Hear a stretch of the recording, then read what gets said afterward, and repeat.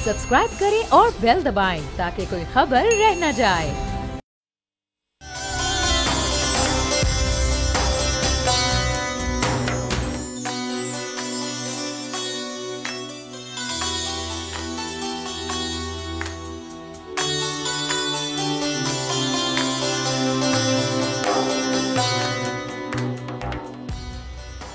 करम का मखज़न, सखा का महवर, अताए सरापा जनाब ज़हरा। नबी की सीरत, नबी की सूरत, नबी का चेहरा जनाब ज़हरा।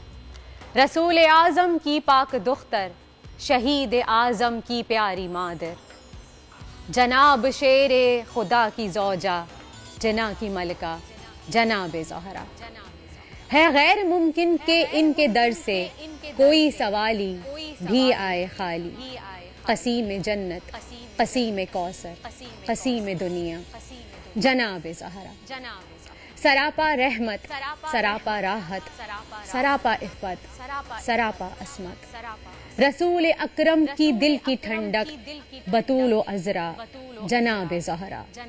तमाम हूरे कनीज़ इनकी, गुलाम इनके सभी फरिश्ते, मगर चलाती थी खुद ही चक्की बगैर शिकवा जनाब ज़हरा। हुज़ूर नबी अकरम सल्लल्लाहु अलैहि वसल्लम की नूरे नज़र हज़रत सैयदा फ़ातिमा ज़हरा को आज याद करने का दिन है। सैयदा कायनात बीबी फ़ातिमा ज़हरा की ज़िंदगी पर तफसीली रोशनी भी डालेंगे हम आज के शो में। मारूफ आलिम दीन भी हमें आगे चलकर ज्वाइन करेंगे, लेकिन अभी फ़िलहाल हम खबर डालेंगे एक बड़ी खबर पे, क्योंकि तलहा भी हमें ज्वाइन करेंगे कुछ ही देर में। रमज़ान है, बल्कि कुछ ही देर में नहीं, तलहा हमें ज्वाइन कर चुके हैं। और इसी के साथ ही हम नज़र डालते हैं आज की बड़ी खबर पे।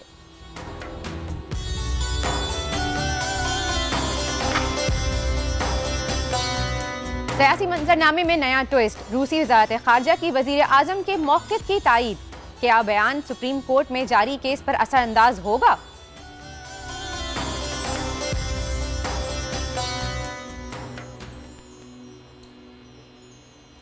सियासी एक्शन के संगीन मुआशी रिएक्शंस, IMF प्रोग्राम मुअत्तल होने की अफवाहें, स्टॉक मार्केट में मंदी का रुझान।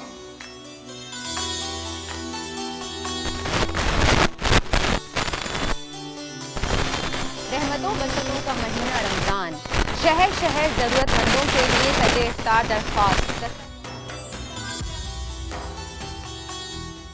रहमतों और बरकतों का महीना रमजान, शहर शहर जरूरतमंदों की मार्केटों में रश। और मुल्तान में एशिया का सबसे बड़ा कुरान पाक का नुस्खा नुमाइश के लिए पेश कर दिया गया। दूर दराज से ज़ायरीन नायाब नुस्खे को देखने के लिए पहुंचने लगे।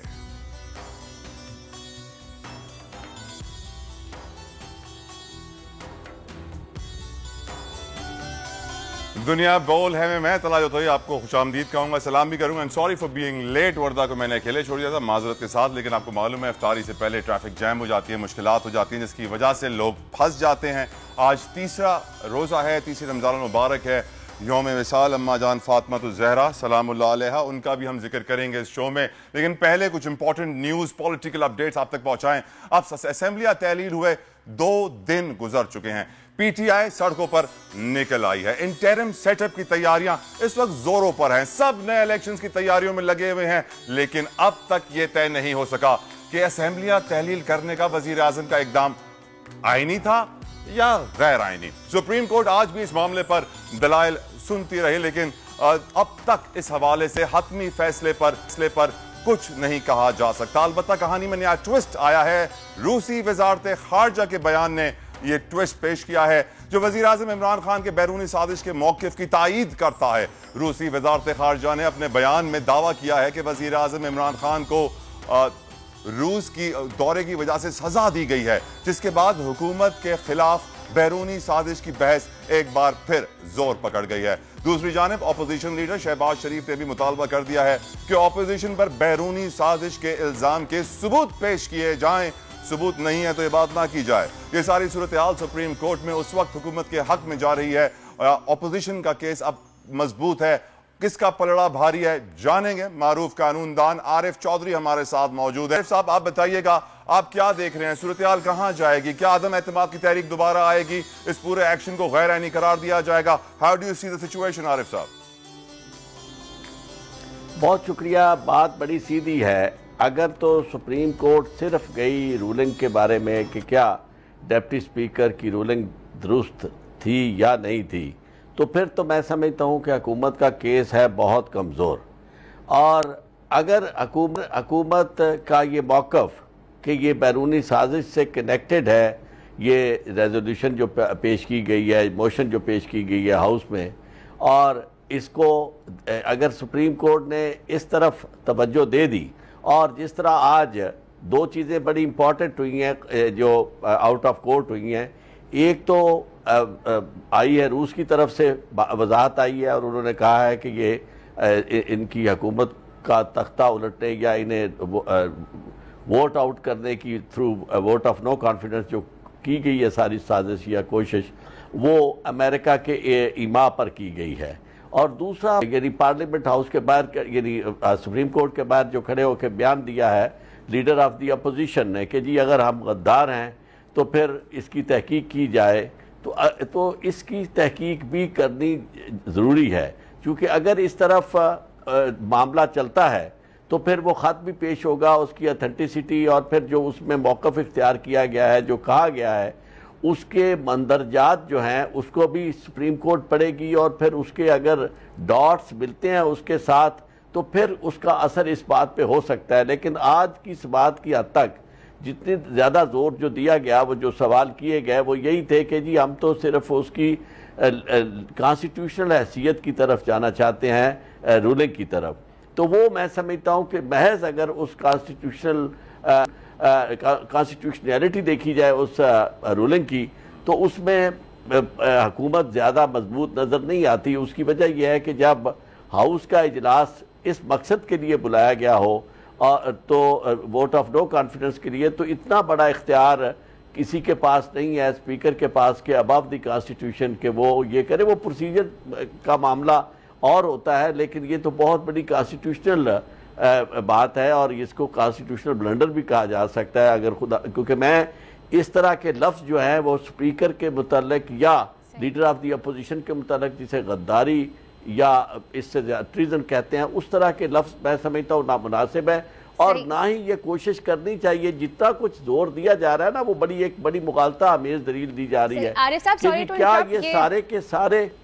जी, मैं एक सवाल करना चाहूँगी आरिफ साहब आपसे, सॉरी टू इंटरप्ट, कि जिस तरह की जो सूरत हाल चल रही है इस वक्त, सियासी सूरत हाल, और उस पर अगर हम देखें कि जो रूसी बयान सामने आया है, पाक फौज का मौक़िफ़ है एक तरफ, सुप्रीम कोर्ट में जारी जो केस है, ये तमाम तर डेवलपमेंट जो होगी, आपको क्या लगता है किसको फ़ायदा पहुँचाएगी?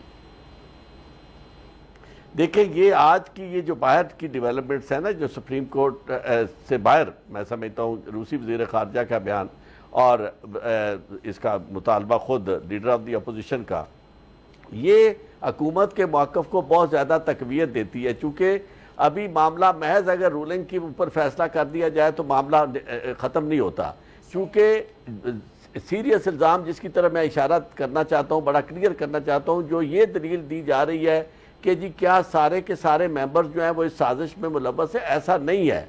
ये ना इसमें मेंबर्स के मुलव्वस होने की बात नहीं होती, बात यह है कि क्या ये जो मूव थी, ये जो मोशन थी, क्या ये मोटिवेटेड थी, इंस्पायर्ड थी, और ये कॉन्स्पायर्ड थी, और एक कॉन्स्पिरेसी के नतीजे में, और वो भी कॉन्स्पिरेसी जो बाहर के किसी बड़ी ताकत ने हैज की, और उसने कहा कि जी, और बड़ा कैटेगोरिकली ये कहा कि जनाब वोट ऑफ नो कॉन्फिडेंस जो है इसे मंजूर होने दिया जाए, और उसके कॉन्सिक्वेंसेस की भी बात की। अगर ये बात और फिर इसकी अथेंटिसिटी, मैं समझता हूँ कि वो भी आ गई जब ये मामला जो है आपकी कमेटी के सामने, सिक्योरिटी कमेटी के सामने चला गया, नेशनल सिक्योरिटी कमेटी के बाद, तो सबसे बड़ा इदारा तो वो है इसको अथेंटिकेट करने के लिए।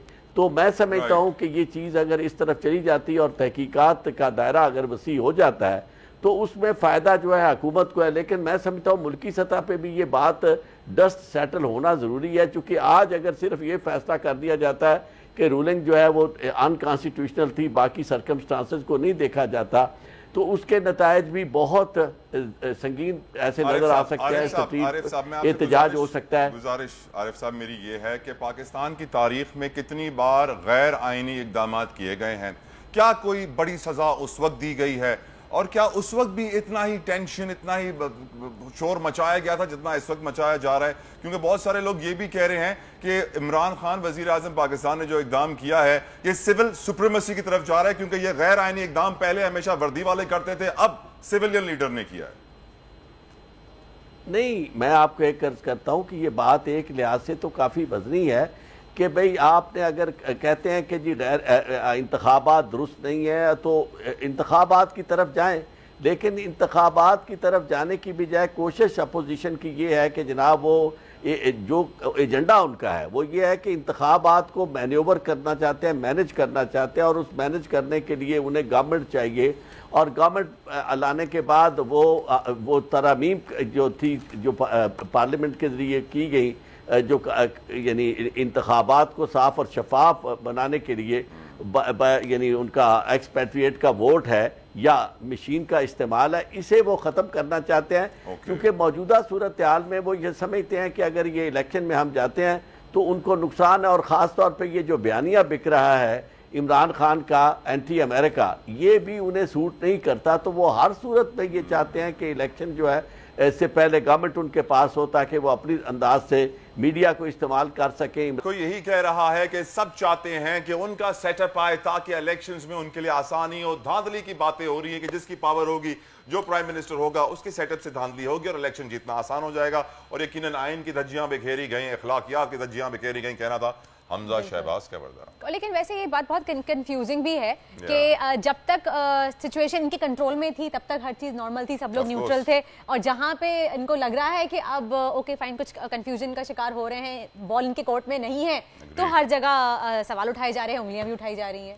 इतने पैसे खर्च करने के बाद नो वोट ऑफ कॉन्फिडेंस नहीं हुआ तो यकीनन मुश्किलात का शिकार तो होगी अपोजिशन, और इत्तेहादियों को यकीनन इस बात पे बड़ा गुस्सा भी आया होगा कि यार खर्चा कर दिया, पैसे दे दिए, वोटिंग ही नहीं हुई। और क्या सोच के आए थे, हुआ क्या? और खर्चा नेगेटिव साइड पे ज्यादा, अपोजिशन अगर खान साहब के लिए कर रही थी तो उनकी मकबूलियत ज्यादा बढ़ गई, आवाम उनको ज्यादा पसंद करने लगी, उनके सपोर्टर ज्यादा बढ़ गए, तो एक आपके कह सकते हैं कि उल्टा दाव पड़ गया। शाह साहब से पूछते हैं क्या होने वाला है। हाँ जी, हमारे साथ मौजूद हैं टैरो कार्ड रीडर उनसार शाहीन से पूछेंगे कि भाई के वज़ीर आला पंजाब का इंतखाब, वैसे तो उनके लिए कल वोटिंग की जा रही है। पहले तो अस्सलाम वालेकुम आप दोनों को, रमजान जो है वो आप सब लोगों को मुबारक हो। कल तो आपसे स्काइप पे मुलाकात हुई थी, लेकिन थैंक गॉड आज आप हैं यहाँ पे, थोड़ा सा सामने सामने ना टैरो कार्ड रीडिंग सामने हूँ तभी रमजान की मुबारकबाद दे रही हूँ। फोन पे होती नहीं देती, मजा नहीं आता है जब तक बंदा फेस टू स्काइप पे नहीं दी थी इन्होंने। कल रोजा था आपका वैसे? जी बिल्कुल, अल्हम्दुलिल्लाह आज तीसरा रोजा है, मैं गिन रही हूँ रोजे। जी आप कुछ पूछ रही थी? मैं यही पूछ रही थी कि जो सियासी सूरत हाल चल रही है उसमें कल वज़ीर आला पंजाब की वोटिंग है और वज़ीर आज़म इमरान खान साहब ऑलरेडी लाहौर पहुँच चुके हैं और काफ़ी कुछ हो रहा है, तो आप ये बताइए कि आपको क्या लगता है कि वज़ीर आज़म वहाँ भी कुछ सरप्राइज़ देंगे या फिर नहीं? देखिए मेरे पास जो कार्ड्स हैं वो ये है कि बड़े स्ट्रॉन्ग कार्ड्स आए हैं, मैं खुद देख रही हूँ, बड़ी हैरान हो रही हूँ। 8 ऑफ सोर्ड्स का कार्ड है, क्वीन ऑफ कप्स का कार्ड है और क्वीन ऑफ पेंटिकल्स का कार्ड है। अब इस जो स्प्रेड में दो क्वींस आप देख सकती हैं, देखें एक कप्स का भी कार्ड है और पेंटिकल्स का कार्ड है। जो भी वज़ीर आला आएगा वो बड़ा स्ट्रॉन्ग होगा, उसकी पोजीशन बहुत स्टेबल होगी। हर तरफ जो है एक अपोजिशन हो, चाहे गवर्नमेंट पीटीआई हो, गवर्नमेंट हो, हर तरह से मुझे लगता है कि इनसिक्योरिटी है। हर किसी को अपने अंदर जो है कुछ खौफ और डर भी नज़र आ रहे हैं, घबराहट भी नज़र आ रही है हर तरफ से। ये नहीं है कि कोई बहुत पुरसुकून वाला माहौल है। अपोजिशन की बात कर रही हैं कि आप हर तरफ मुझे ऐसा लग रहा है कि चारों तरफ जो है, चाहे वो अपोजिशन हो चाहे वज़ीर आज़म हो, हर तरफ मुझे ऐसा फील हो रहा है कि हर कोई अपने अपने हॉल में बंद हुआ हुआ है। ये तो एक अंडरस्टूड है, टेंशन तो है, सबको टेंशन है कि होने क्या वाला है। अब देखिए कल भी हमारे पास जो कार्ड्स आए थे मुझे अब भी याद हैं कि काफी स्ट्रेस और डिप्रेशन के थे, स्पेशली प्राइम मिनिस्टर साहब के भी थे। वो आपने कहा था टावर पे डेथ होगी, टावर जैसे ही कहा था ना उन्होंने वर्दा टावर पे डेथ होगी। नहीं, मैंने कहा था टावर यानी कि अनएक्सपेक्टेड सिचुएशंस। मैं कराची के इलाका टावर है, उससे बहुत बड़ा जलसा होगा और फिर वहाँ पे कुछ जो है तब्दीली आएगी और फिर इनकलाब बर्पा होगा, कुछ ऐसा होने वाला। देखिए इनकलाब तो आ गया ना, इनकलाब तो बर्पा हो गया। अब जो है जो उसके असरात हो रहे हैं, जो अवाम भी फेस कर रही है और पॉलिटिकली भी सारी सिचुएशन फेस कर रही है। अच्छा, मैं ये बात कहना चाहूँगी कि उनसा जो है वो वाहिद टैरो कार्ड रीडर थी जिन्होंने कहा था कि पीएम साहब नहीं जाएंगे, बाकी सब कह रहे थे कि वो चले जाएंगे। आपने कहा था कहीं ना कहीं स्टेबिलिटी हो जाएगी, वो हुआ। तो अभी आपको क्या लगता है, क्या कहेंगे आगे के इलेक्शन जो होने वाले हैं उसमें क्या सूरत हाल आपको नजर आ रही है? मुझे लगता है कि देखें जो भी हो रहा है, जैसे प्राइम मिनिस्टर नहीं जा रहे तो अगर कोई निगरान वज़ीर आज़म भी आ रहे हैं तो वो उनकी ही मर्जी से ही मुझे ऐसा लग रहा है कि ज़्यादा फेवरेबल जो सिचुएशन है वो इमरान खान साहब के लिए क्रिएट होती रहेगी आहिस्ता आहिस्ता। चैलेंजेस हैं, मुश्किलात ज़रूर हैं, लेकिन अवाम जो है मुझे लगता है कि वो काफ़ी इमरान खान साहब के साथ है। अच्छा, अगले इलेक्शन में बताइए कि क्या होगा, आपके कार्ड्स क्या कहते हैं अगले इलेक्शन? फिर जो है ना अगले इलेक्शन पे आ जाती है। मैं अपनी क्यूरियोसिटी कम करने की कोशिश कर रही हूँ हमारी आवाम की। वैसे भी जब न्यू ईयर स्टार्ट हुआ तो 2022 की जब मैंने प्रेडिक्शन की थी तो मैंने यही कहा था कि ये साल बहुत ज़्यादा चेंजेस का साल है, पॉलिटिकली भी, गवर्नमेंट भी। पाकिस्तान के लिहाज से जो है वो शायद हमें अभी ऐसा फील हो रहा है जैसे महंगाई हो गई और सब लोग सोचते हैं कि इमरान खान साहब ने महंगाई, हालांकि ऐसा नहीं है, वर्ल्ड वाइड ये महंगाई हुई है। और लेकिन अगर हम पाकिस्तान के हिसाब से देखें, जैसे मैंने जायचा भी बनाया था पाकिस्तान का शुरू में, तो जायचे में भी एक जो लियो में बहुत सारे प्लैनेट्स का जमा होना और जो है वो भी चेंजेस लेकर आता है। मरकरी भी है, जुपिटर भी है, मार्स भी है, एक ही उसमें अपलोड की थी। हाँ, तो अब देखें, आप खुद ही देखें चेंजेस आ रहे हैं, चाहे हुकूमत में भी। बिल्कुल बात करूंगी, लेकिन इसका ब्रेक का वक्त हो चुका है, कहीं जाइएगा नहीं। उनसे हमारे साथ मौजूद है, मेरे सवाल का जवाब नहीं दिया, वो जवाब भी मैं दूंगी, जाने नहीं दूंगी। एक ब्रेक लेते हैं, देखते रहिए दुनिया बोल है।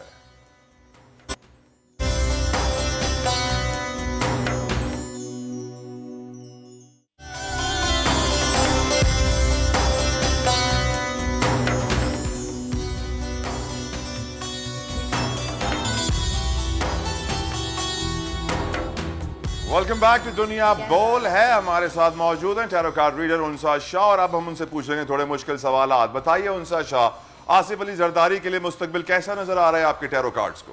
जी बिल्कुल, और ब्रेक में जो है वो वर्दा जो है वो कोशिश कर रही थी टैरो कार्ड्स को रीड करने की। कितने हद तक आप रीड कितने हद तक? मैं तो कोशिश कर रही थी क्योंकि उन्होंने मैंने इनसे एक सवाल किया था, मैं ऑनर भी करना चाहूंगी कि आप मुझे ये बताइए कि जो पंजाब के इलेक्शन हो रहे हैं उसमें कौन जीतेगा वजीर आज़म? सवाल का जवाब तो पहले आपका सवाल। पहले तो तलहा की आसिफ जरदारी साहब के लिए ज्यादा कंसर्न है वो तो कार्ड्स देख लें आप। 3 ऑफ वॉन्ड्स का कार्ड है, हेरोफेंट का कार्ड भी है, मैजिशियन का। अब देखिए मैजिशियन का कार्ड है, मैं शायद इसको एक्सप्लेन ना भी करूं तो भी आपको पता चल जाएगा। यानी जादूगर का कार्ड निकला है, जादूगर और है, क्रिएटिव है, पावरफुल है, मैजिशियन का कार्ड है, जादूगर है, हेरोफेंट का कार्ड है, 3 ऑफ वॉन्ड्स का कार्ड है। यानी कि जादूगर स्क्रीन को दिखाते नहीं प्लीज, होल्ड करके रखिए ताकि हम देखिए ये आसिफ जरदारी साहब के लिए कार्ड्स हैं और ये बड़े पावरफुल कार्ड्स हैं। और मुझे लगता है कि जिस भी सिचुएशन से पीपल्स पार्टी गुजर रही है या इस वक्त जो भी सिचुएशन है, लेकिन आसिफ जरदारी साहब की जो पोजीशन है वो बहुत स्ट्रॉन्ग है और वो जो है वो जैसे पॉलिटिकली प्ले कर रहे हैं, मुझे नहीं लगता कि किसी और के जो है वो कार्ड्स इतने स्ट्रॉन्ग आ सकते हैं। ऐसा तो नहीं कि आप खुद भी सिंधी हैं इसलिए आपने सिंधी लीडर के लिए अच्छे वाले कार्ड निकाले हैं? नहीं, ऐसा नहीं है। देखिए मुझे शक हो रहा है, देखिए मैजिशियन भी बना दिया आपने, क्रिएटर भी बना दिया, और तीसरा मैं तो न्यूट्रल हूं, डिस्कवरर। न्यूट्रल अच्छे कार्ड्स निकाले आसिफ अली जरदारी साहब के लिए। बड़ा प्रेशर है जरदारी साहब आपका। हाँ बिल्कुल। देखिए अच्छा, आपके सवाल का भी मैं आपको जवाब दूंगी। आप कह रहे हैं कि वजीर आला जो है वो पंजाब से हमजा शरीफ होंगे, शहबाज शरीफ होंगे या फिर परवेज इलाही। देखिए कार्ड्स मैं आपको दिखा देती हूँ। परवेज इलाही साहब के लिए जो कार्ड है द जस्टिस का कार्ड है और उसके बाद जो है वो हमजा शहबाज के लिए जो कार्ड है वो 3 ऑफ कप्स का कार्ड है। लोग जो हैं वो हमजा शहबाज शरीफ के साथ भी हैं, उनकी फेवर में भी हैं, लेकिन जो कार्ड परवेज इलाही साहब के लिए है वो ज़्यादा स्ट्रॉन्ग है क्योंकि ये मेजर आर्काना का कार्ड कहलाया जाता है, तो उनकी एनर्जी मुझे ज़्यादा नज़र आ रही है। हाँ, लोग जो हैं वो फेवर में हैं हमजा शहबाज की, जो पंजाब साइड के जो लोग हैं, लेकिन स्ट्रॉन्ग कार्ड जो है वो परवेज अब आप मौलाना फजलुर रहमान साहब के लिए कुछ कार्ड्स निकालिए, बताइए उनका मुस्तकबिल कैसा होगा, क्या वो अपोजिशन को अपनी मंजिल तक पहुंचा पाएंगे या फिर मुश्किलात से दो चार होंगे। देखते हैं उनसा शाह के कार्ड्स मुझे क्या एमक्यूएम के बारे में ही पूछना है। जैसे कि आपने कहा, आपका जो, मैं इसी को कंटिन्यू करूंगी, मुश्किलात का शिकार तो नहीं रहेंगे, और मुश्किलात का भी कार्ड आया है, 10 ऑफ सोर्ड्स का कार्ड है। हर तरह से जो है वो तलवारें, 10 तलवारें हैं मौलाना फजलुर रहमान साहब के रास्ते में जी, मुख्तलिफ जो है वो चैलेंजेस फेस करते हुए, लेकिन फिर भी 4 ऑफ वॉन्ड्स का कार्ड है। वो जो पर्सन है, मौलाना साहब जो पर्सन है, वो बड़े जो है वो सेटिस्फाई और हैप्पी टाइप के हैं, वो किसी भी चीज़ से डरने वाले नहीं हैं। अच्छा, मौलाना फजलुर कोई भी चैलेंजेस आ जाए, मुश्किलात आ जाए। 4 ऑफ वॉन्ड्स का है। वॉन्ड्स कहते हैं वो जो नहीं जादूगर के हाथ में शायद वो वॉन्ड होता है जिससे वो हैरी पॉटर करता है। ये कार्ड जो होता है वो हैप्पीनेस का कार्ड होता है, खुशी का। जी, खुशी का एक कार्ड तरफ होता तलवारें हैं, एक तरफ तलवारें हैं। आपको नहीं लगता आपके कार्ड्स में तजाद है? मैं यही कह रही हूँ कि मौलाना साहब को मुश्किलात का सामना तो करना पड़ेगा, लेकिन खुशी आएगी बाद में तलवारों से गुजर के नहीं, वो बखुशी सबका मुकाबला करेंगे। खुशी तलवारों से गुजरते हुए मुकाबला करेंगे। ऐसे भी लोग होते हैं। मुझे उनसे बताइए कि एमक्यूएम की सिचुएशन क्या होगी इस वक्त, क्योंकि आखिर में MQM Pakistan, MQM London, MQM Pakistan. देखिए, कार्ड तो एमक्यूएम के लिए वैसे अच्छे हैं। 7 ऑफ कप्स का कार्ड है, एस ऑफ कप्स का कार्ड है, 9 ऑफ पेंटिकल्स का कार्ड है, लेकिन पोजीशन इतनी एमक्यूएम की स्ट्रांग कप्स का कार्ड क्या है, सबके पास आ रहा है। कप्स का कार्ड है, ये कप्स का कार्ड होता है इमोशंस का, लव का, फेम का, मकबूलियत का कार्ड होता है, फेवर का कार्ड होता है, लेकिन इतना ये कार्ड जो है वो स्ट्रांग नहीं होता। पानी जो होता है, देखें आप, एक जगह ठहरता नहीं है। एमक्यूएम के साथ भी ऐसे ही है, कभी वो कहीं होंगे, किसी के साइड पे होंगे, कभी वो किसी के साइड पे होंगे, जो अभी हो रहा है। हाँ, तो वो खुद क्लियर नहीं है कि अब हमें करना क्या है, जहाँ पलड़ा क्लियरिटी नहीं है उनके क्लियरिटी नहीं है। तारीख गवाह है उनसा कि ये वो सियासी पार्टी है जो हमेशा से चीजों के बारे में क्लियर नहीं होती, अनक्लियर होती है। हाँ। इसीलिए वो हमेशा से कभी यहाँ, कभी वहाँ, कभी वहाँ, कभी यहाँ रहते हैं कि मुत्तहिदा कौमी मूवमेंट का मुस्तकबिल क्या होगा, और वो यकीनन एक ही जगह रहें ताकि अवाम भी उनसे यही तवक्कुआत रखेंगे, वो एक ही जगह और एक ही स्टांस रखेंगे। बढ़ते हैं उतार चढ़ाव की जानिब, अपने बिजनेस सेगमेंट की जानिब, इकोनॉमी की बात करेंगे। Economy as we know it's in lot of pressure because of political uncertainty. Dollar के ऊपर बड़ा प्रेशर है, मार्केट हो, stock market, commodity market, forex market, सब पर प्रेशर है। रमजान आते ही महंगाई भी बढ़ जाती है। मुदस्सिर इकबाल के पास चलेंगे। मुदस्सिर, बताइए क्या सूरत हाल है मईशत की? बहुत शुक्रिया तला। मईशत की सूरत हाल तो सियासी मामलात के हवाले से जुड़ी हुई है, जिसमें सबसे एक अहम खबर जो है वो है IMF के मामलात के हवाले से, क्योंकि हुकूमत नहीं है तो IMF ने भी अपनी जो मामलात हैं उसको फ़िलहाल पोस्टपोन कर दिया है कि नेक्स्ट हुकूमत जब आएगी तभी जो मामलात तय थे, यानी कि $3 अरब के, वो बाकी किस्तें उसके बाद देखा जाएगा। नई हुकूमत आएगी तो मामलात वहाँ से सेटल डाउन किए जाएंगे। तो दूसरी, आपने डॉलर की बात की है, तो डॉलर तो इस वक्त बड़ी तेज़ी के साथ परवाज कर रहा है। तो मुल्क में सियासी तब्दीली मुआशी महाज पर गहरी चोट पहुँचा रही है। स्वीट मुसलसल मंदी का शिकार है, और अब कल से खबरें चल रही हैं कि शायद IMF भी अपने प्रोग्राम से पीछे हट रहा है। अलबत्ता आज वजारत ख़जाना ने अफवाहों की तरदीद की और वजाहत पेश की है कि IMF के साथ बातचीत जारी है, जबकि IMF ने भी इस बात की तस्दीक की है कि ये प्रोग्राम मुअत्तल नहीं किया गया। एक रिपोर्ट नाज़रीन को दिखाते हैं, फिर उसके बाद वापस आएंगे, मजीद बात हो। एक बड़ी अहम खबर है IMF के हवाले से। दूसरा, सियासी तब्दीलियों में जो मुल्क की मुआशी मुश्किलात इस वक्त हैं, इस पर हमारे साथ मौजूद हैं शाहिद हसन सिद्दीकी साहब। बहुत शुक्रिया सर आपके वक्त का। सर, इस वक्त सबसे पहले तो IMF का मामला है कि IMF की जो सिचुएशन हुई है उसके बाद आप समझते हैं कि इसके असरात भी मार्केट पर और पाकिस्तान की ओवरऑल इकोनॉमी पर असरात आ सकते हैं? बिलाशुबा असरात इसलिए आ रहे हैं कि IMF का प्रोग्राम 21-22 माह के मुअत्तल रहने के बाद बहाल हुआ था, और उसमें हमने उनको तहरीरी तौर पर जो है पार्लियामेंट की मंजूरी से बताया था, और हुकूमत को ये बात पता थी कि IMF ने ये कहा था जी सदारती ऑर्डिनेंस से अगर आप मिनी बजट लाते हैं हमें तस्लीम नहीं है, हमें आपके वायदों पर एतबार नहीं, आप पार्लियामेंट से मंजूरी लें। तो ये करने के बाद 2 फरवरी को बहाल हुआ, और उसके चंद हफ्तों के बाद फिर हमने एक बारूदी सुरंग बिछा दी और जो वायदे किए थे उससे इनराफ करके एक पैकेज दे दिया। तो IMF का प्रोग्राम तो मुश्किलात का शिकार हो गया। उसकी वजह से बेयकीनी की कैफियत भी है, बैरूनी सरमायाकार भी मायूस हैं, महंगाई पाकिस्तान में बढ़ रही है और सरमाए का फरार हो रहा है। स्टेट बैंक के रिजर्व जो हैं वो कोई 4 अरब डॉलर 2 महीने के अंदर गिर गए। रुपया जो है 11 रुपये गिर गया 2 महीने के अंदर, और कोई जो है 53 रुपये गिरा है फरवरी से अब तक। तो जो 75 अरब डॉलर की जिस मुल्क की इंपोर्ट्स हों और वहाँ पर ऐसी बारूदी सुरंग बिछा दी जाए, जबकि हर एक को पता था कि IMF के प्रोग्राम से हम बाहर, वो हमें निकलने नहीं देगा क्योंकि न्यू ग्रेम का मकसद है, लेकिन उसको बहाल करने के लिए वो अपनी शराइत तय करेगा। लेकिन कोई तवक्को थी कि 3 अप्रैल को अगर ये हो जाते तहरीक अहमद तो फिर IMF के साथ मामला तय हो जाएंगे। लेकिन हमने फिर उसके बाद जो असम्बलियाँ डिसॉल्व कर दी तो IMF तो ये कहता है जी हम तो नई हुकूमत से बात करेंगे कि इनकी किसी और के बारे में एतबार नहीं है। वो कितना टाइम लगता है, उस वक्त तक रुपए की कदर, सरमाए का फरार और जो रिजर्व्स हैं ये पाकिस्तान के गिरेंगे। अच्छा शाहिद साहब बहुत जरूरी सवाल आपसे पूछना चाहूंगा। जॉन पर्किंस ने हमें इकोनॉमिक हिटमैन्स का सबक बहुत पहले पढ़ा दिया था। हम जानते हैं इस वक्त जो सिचुएशन है, दुनिया भर में तज्जियाकार ये कह रहे हैं कि CIA पाकिस्तान में रिजीम चेंज करना चाहता है, और हम जानते हैं CIA का पास टाइम फेवरेट हॉबी भी यही है। ऐसे में हमारी मईशत अगर IMF के हाथों में और IMF के चुंगल में फंसी हुई होगी तो क्या आपको लगता है पाकिस्तान तरक्की करेगा, अपने पैरों पर खड़ा हो पाएगा? मुझे तो लगता है कि IMF का टारगेट पाकिस्तान को शायद डिफॉल्ट करना है। नहीं, देखिए IMF जो सिर्फ ये चाहता है कि हमारी मईशत बहाल ना हो, मईशत गैर मुस्तहकम रहे, हुकूमत और कौम में एतमाद का बहरान हो। लेकिन वो शरह नमू को सुस्त रखना चाहते हैं, लेकिन अपने प्रोग्राम से हमें बाहर नहीं जाने देंगे। मैं आपको बता दूं, क्योंकि जो न्यू ग्रेड गेम है, अमेरिका का न्यू ग्रेड गेम, उसमें ये सारे मकासद हैं। तो अगर हम अपनी गलत पॉलिसियों से उनके मावनत कर रहे हैं, उनके न्यू ग्रेड के मकासद में, ये बिल्कुल मामलत हुई है ना। इसलिए कि आपने तो फरवरी में ये लिख के दिया था कि हम जो है ना वो बिजली गैस के नर्ख जो है ना नहीं कम करेंगे, हम एमनेस्टी नहीं लाएंगे। उसके बाद अगर आपने कर दिया तो हम एक्सपेक्ट क्या कर रहे थे? क्या हम भी नहीं मामलत कर रहे हैं? मुझे तो ये लगता है कि जो कुछ हुआ है इसमें अमलन हमने मामलत की है अमेरिका के न्यू ग्रेड गेम के मकासद में। और ये चॉम्स्की ने एक मरतबा ये कहा था कि अमेरिका ने पाकिस्तान की अशराफिया को खरीद लिया है, they have purchased the elites of Pakistan.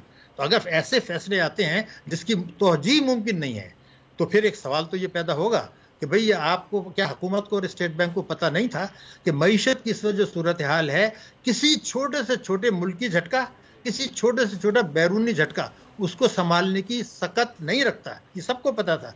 जिस तरीके से हमारे जुलाई से अब तक रहा है इकोनॉमिक परफॉर्मेंस, इसको मैं कह सकता हूँ पाकिस्तान की तारीख की बदतरीन कारकर्दगी। इस दौरान में जबकि कमज़ोर बुनियादों पर मईशत थी, एतमाद का बहरान था, तो कम से कम हमें मुआहदे की खुल्लम खुल्ला खिलाफ वर्जी करके IMF को ये मौका क्यों दे दिया हमने कि अब वो हमारे घेरा तंग करे। अब वो ये कहेगा जी जो जून का बजट आ रहा है वो आप भी हमारी मर्जी से करेंगे, 500 अरब के टैक्स लगाएंगे और इस बात को यकीनी बनाएंगे कि 2075 तक पाकिस्तान की फीकस आमदनी OECD ममालिक के बराबर ना पहुंचे। इस बात को यकीनी बनाएंगे कि IMF का प्रोग्राम आखिरी नहीं होगा। मैं आपको बता, ये फिर हम फंसेंगे, फिर IMF के पास जाएंगे, फिर यही ड्रामा होगा। तो ये हम तो खुद जो है अपनी हरकतों से, अपनी पॉलिसियों से इक़्तिदार को तूल देने के लिए जो भी वजूहात हों, लेकिन हम अपने आप को फंसा रहे हैं IMF के चुंगल में, अमेरिका के चुंगल में। ये IMF वाले मामले तो हम चुंगल में मजीद फंसते हुए जा रहे हैं। लेकिन जो 2 खबरें और थीं इससे जुड़ी हुई कि एक तो UAE का जो था मामला वो भी मौखर कर दी गई 2 अरब डॉलर की, और साथ ही साथ जो चीन की भी मौखर हुई है उसको आप समझते हैं कि 4 अरब 38 करोड़ डॉलर का, उससे कुछ रिलीफ कम अज़ कम इस वक्त चलती हुई जो इकॉनमी है, चलते हुए जो मामलात हैं, उसको थोड़ा सांस लेने का मौका मिल जाएगा? देखिए बात दरअसल ये थी कि जो इस वक्त हमारी रिक्वायरमेंट्स हैं उसके तहत ये जो अगर इंजेक्शन जो पैसे का होता है तो कुछ थोड़ा सा रिलीफ थोड़े से वक्त के लिए होगा। देखिए बुनियादी बात यह है कि अगर जो हम जिसको फरामोश कर रहे हैं कि 35 अरब डॉलर का तिजारती खसारा आप 9 महीने के अंदर दे देते हैं, यानी इस साल 43 अरब डॉलर का तिजारती खसारा, जो पाकिस्तान की तारीख में सबसे ज्यादा, यानी 2018 में जब आप दिवालियापन की बातें कर रहे थे वो तो 37 बिलियन डॉलर था, वो आपका जो है ना अब ये 43 पे जा रहा है। हमारे रिजर्व 2 महीने की इंपोर्ट्स के लिए काफ़ी हैं सिर्फ, और हमारी इंपोर्ट्स जो हैं वो इस वक्त पाकिस्तान की तारीख में सबसे ज़्यादा हैं। मगर जो चीज़ हम फरामोश कर रहे हैं कि अमेरिका, बरतानिया और आपका सऊदी अरब और UAE, इनसे हमारी 80%, 80% जो तरसीलात हैं वो यहाँ से आ रही हैं। अगर उन्होंने उसको सऊदी अरब को जो है तो अभी नहीं किया है, लेकिन UAE को ग्रे लिस्ट में डाल दिया।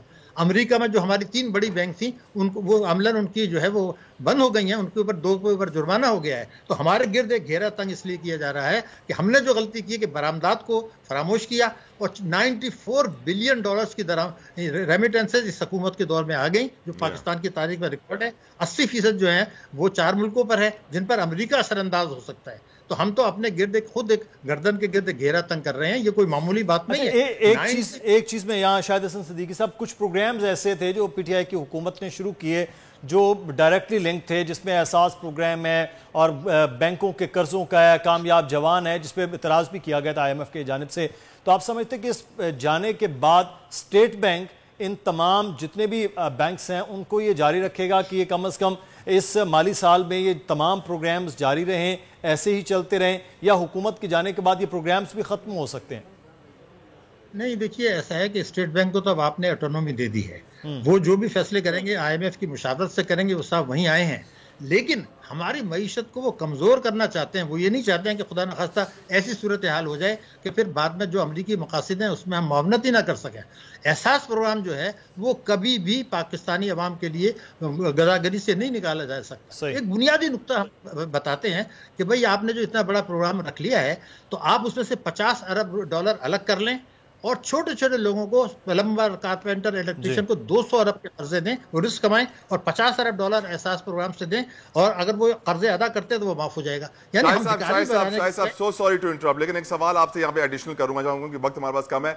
अब स्टेट बैंक के गवर्नर के ऊपर काफी क्रिटिसिज्म होता है कि वो जिन ममालिक में पहले थे वहां की मईशत का हाल क्या हुआ, IMF के वो रिप्रेजेंटेटिव हैं, पाकिस्तान के नहीं है। आप थोड़ी सी रोशनी डालेंगे इसके ऊपर?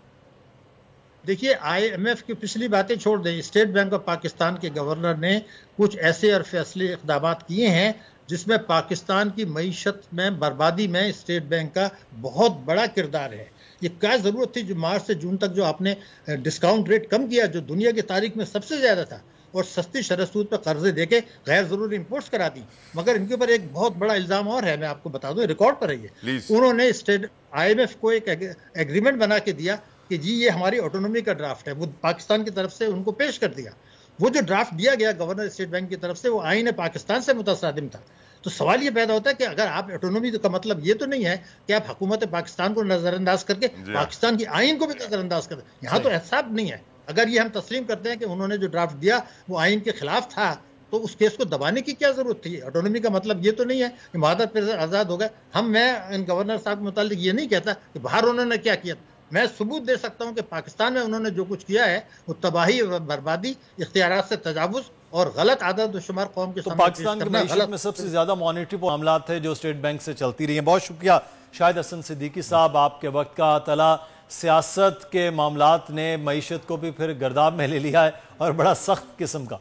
मुदस्सिर, बहुत सीरियस सिचुएशन है इस वक्त। जो बात इस वक्त शाहिद हसन सिद्दीकी साहब ने कही कि आप ये बात ना कहें कि गवर्नर स्टेट बैंक ने मुल्क से बाहर क्या किया, ये बात कहें कि गवर्नर स्टेट बैंक ने मुल्क के अंदर क्या किया, और कई गैर आईनी इकदाम भी गवर्नर स्टेट बैंक ने किए हैं जो कि मुल्क की मईशत के लिए अच्छे नहीं थे, IMF के लिए अच्छे थे, क्योंकि वो IMF की तरफ से आए हैं तो वो IMF का मुफाद देखते हैं, मुल्क का मुफाद बाद में, पहले IMF। This is something very alarming, very upsetting. मुझे बहुत परेशान करती है ये बात कि मेरे मुल्क के सेंट्रल बैंक का जो सरबराह है, जो गवर्नर है, वो पाकिस्तान के मुफाद को मलहूज़े खातर में नहीं लाता, सेकेंडरी लगता है। प्राइमरी जो उसके टारगेट्स हैं वो IMF से जुड़े हैं। अगर ऐसा ही चलता रहा और ऐसे ही सिस्टम चलते रहे तो यकीनन पाकिस्तान की मईशत ज्यादा मेरी नजर में सर्वाइव नहीं कर पाएगी। अल्लाह ना करे, अल्लाह ना करे, अल्लाह ना करे ऐसा ना हो। लेकिन अफसोस के साथ इकोनॉमिक हिटमैन्स का हम शिकार हैं। जानते हैं जब पाकिस्तान को वो सियासी महाज पे नहीं तोड़ सकते तो मुआशी महाज पे इतना कमजोर कर दो मुदस्सिर कि पाकिस्तान चल ना पाए, डिफॉल्ट कर जाए, कई टुकड़े में बट जाए, जो हम अल्लाह ना करे कि हो, अल्लाह ना करे कि हो। बट सिचुएशन इस कदर सीरियस है मुदस्सिर। बिल्कुल, ये मामला बहरहाल, लेकिन ये है कि अब अगले आने वाले वक्त में सियासी मामलात एक तरफ, सियासी जमातों को मिलकर ये देखना है कि इस वक्त मईशत जो है वो किस तरफ जा रही है। यकीनन मुदस्सिर, आने वाला वक्त बहुत शुक्रिया। उतार चढ़ाव में मुदस्सिर हमारे साथ मौजूद थे। We were discussing the economy and economy is very important for the future of Pakistan, और इसके ऊपर हम नजर डालते रहेंगे। बढ़ते हैं अपने अगले सेगमेंट की जानिब जिसका नाम है बोलबाज, और बोलबाज में हम बात करते हैं वायरल वीडियोस की। और अभी एक वायरल वीडियो आई है एक मछली से जुड़ी। मछली बहुत से लोगों को खाने बहुत पसंद है, खासतौर पे आजकल जो वायरस आई हुई है बीफ के अंदर, जिसके बाद लोगों ने बीफ अवॉइड किया है। लेकिन अगर खाने की टेबल पे आपको ऐसी मछली मिल जाए जिसके मुंह में आप अपना चमचा या कांटा डालें और वो उसको पकड़ ले, जिंदा हो, अगेन दुनिया भर में इसको डेलिकेसी समझा जाता है। बड़े शौक से लोग कहते हैं कि ऐसी मछली सर्व होनी चाहिए जो प्लेट में फड़क रही हो, हिल रही हो, फ्रेश हो, जिंदा हो। लेकिन हमारे जैसे मुल्कों में इस बात को बहुत नेगेटिवली लिया जाता है कि यार ये कैसे पका दी है, कच्ची मछली मेरे सामने रख दी है, क्या समझ रहा था मुझे, ये शेफ बेवकूफ समझता है। लेकिन दुनिया भर में this is also a delicacy और बड़ा लोग इसको शौक से खाते हैं। खासतौर पर चाइनीज लोग जो कीड़े मकोड़ों के भी शौकीन होते हैं, वो जिंदा मछली खाने का बहुत शौक रखते हैं और कच्ची मछली भी खा लेते हैं बिना परवाह किए। अच्छा, एक और बड़ी अच्छी वीडियो आई है, बड़ी वायरल हो रही है, हाजिर दिमागी से जुड़ी, जिस हाजिर दिमागी ने दोस्त की जान बचा ली। वीडियो आप देख सकते हैं। इसमें कुछ लोगों की जानिब से किसी को मुश्किल में देखकर फौरी रद्द-ए-अमल दिया जाता है, जिसके नतीजे में दूसरे शख्स की जान बच जाती है। ऐसी ही वीडियो सोशल मीडिया पर वायरल हो रही है, जिसमें एक शख्स सीढ़ी से नीचे गिरते हुए गिर रहा था, तो उसके दोस्त ने फौरी रद्द-ए-अमल दिया और उसकी जान बच गई। वीडियो में देखा जा सकता है कि सीढ़ी पर खड़ा शख्स अपने साथी से कुछ मांगता है। वो जैसे ही उसे सामान देने के लिए दूसरी जानिब जाता है, इतने में सीढ़ी फिसल जाती है और ऊपर चढ़ा शख्स नीचे गिरने लगता है। लेकिन दूसरा शख्स फौरी रद्द-ए-अमल देता है और इसे गिरने से बचा लेता है। A friend in need is a friend indeed. और यकीनन वही दोस्त अच्छा और सच्चा दोस्त होता है जो मुश्किल वक्त में काम है। जैसा कि आप इस वीडियो में देख सकते हैं, विद इन टाइम उसने पकड़ लिया अपने दोस्त को, बचा लिया। ऐसे ही दोस्त सबको चाहिए होते हैं। दीन हमारा है कि अच्छे दोस्त भी रिस्क का हिस्सा है। अब हम आगे बढ़ते हैं, रुख करेंगे मुल्तान का। और मुल्तान से ये खबर आ रही है कि मुल्तान में रमजान मुबारक की मुनासबत से एशिया का सबसे बड़ा कुरान मजीद, कुरान पाक का नुस्खा तैयार किया गया है और इसे आर्ट्स काउंसिल में रख दिया गया है। दूर दराज से आए जायरीन ने भी नायाब कुरान पाक की जियारत की है। मजीद तफसीलात इस रिपोर्ट में। सुभान अल्लाह, सुभान अल्लाह। यकीनन नबी करीम आका दो जहां रहमतुल्लिल आलमीन वजाए तख्लीक कायनात मोहम्मद मुस्तफ़ा सल्लल्लाहु ताला अलैहि वसल्लम ने फरमाया कि दो चीजें पकड़ के रखना, जन्नत की गारंटी मैं देता हूं। एक कुरान पाक, दूसरा मेरे अहले बैत। यकीनन कुरान से मोहब्बत करना बहुत ज़रूरी है और इस मोहब्बत का सबूत हमें ऐसे देना चाहिए कि यकीनन हम ऐसे बड़े बड़े नुस्खे बनाते हैं, अवामुन्नास के सामने रखते हैं ताकि वो ज़ियारत करें, उनके अंदर भी इश्क पैदा हो। लेकिन सबसे बड़ा सबूत इस इश्क का होगा जब हम कुरान पाक को समझने की कोशिश करेंगे। नबी करीम आका दो जहां सल्लल्लाहु ताला अलैहि वसल्लम ने फरमाया कि एक आयत को समझकर पढ़ना 70 साल की इबादत है। यानी 70 साल आप कुरान पाक की तिलावत करते रहें और एक तरफ एक आयत को तफसीर के साथ समझें और अल्लाह से दुआ करें कि या अल्लाह मुझे हिदायत दे और मुझे कुरान पाक समझने की तौफीक अता फरमाए। तो अंदाजा कीजिए कि हमें कुरान समझना कितना जरूरी है। लेकिन सैडली मेरा दिल बड़ा रोता है जब मैं आजकल देखता हूं कि लोग हिफ्ज करने पे ज्यादा जोर देते हैं, समझने पे कम, जबकि समझने का अजर हिफ्ज करने से भी ज्यादा है। समझना बहुत जरूरी है। अगर हमने कुरान को ना समझा तो हमने वक्त जाया किया, क्योंकि कुरान को समझना ही हमारा पहला टारगेट होना चाहिए था कि अल्लाह सुब्हानहू व तआला ने हमें क्या पैगाम भेजा है, हमें क्या हुक्म भेजा है हमारे मालिक ने कि हमें किस तरह अपनी जिंदगी गुजारनी है, किस तरह हमें नबी करीम सल्लल्लाहु अलैहि वसल्लम की सुन्नतों पर अमल करना है, क्या क्या फराइज हैं, क्या क्या अहकामात हैं। ये तमाम तर वो चीजें हैं जो हमें अल्लाह सुब्हानहू व तआला ने कुरान पाक में वाज़े कर दी हैं। लेकिन अफसोस के साथ कि हम कुरान पाक को अरबी में पढ़ते हैं, उसका तर्जुमा और तफसीर पे जोर नहीं देते हैं। तो इस दुआ के साथ कि हम आने वाले वक्त में कुरान पाक के तर्जुमे को समझेंगे, तफसीर को समझेंगे, एक ब्रेक लेते हैं और ब्रेक के बाद होगा डालडा का दस्तरखान। वर्दा जा चुकी है किचन में, देखते रहिए दुनिया बोल है।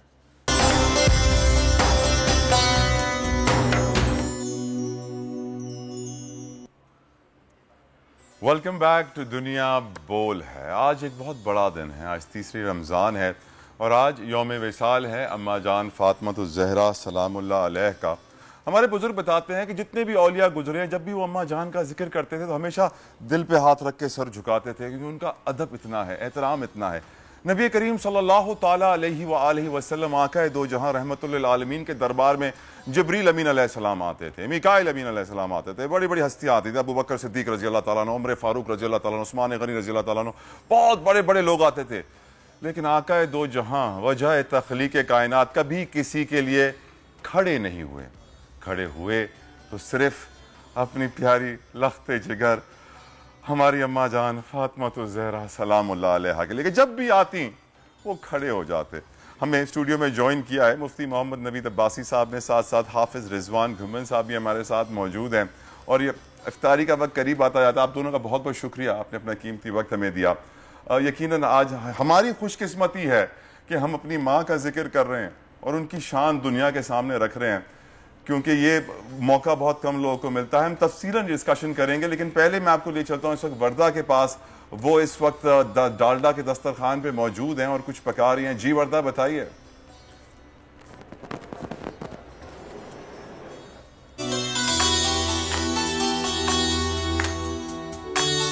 This segment is brought to you by Dalda लाया इस रमजान, ज्यादा बरकत ज्यादा बचत। डालडा।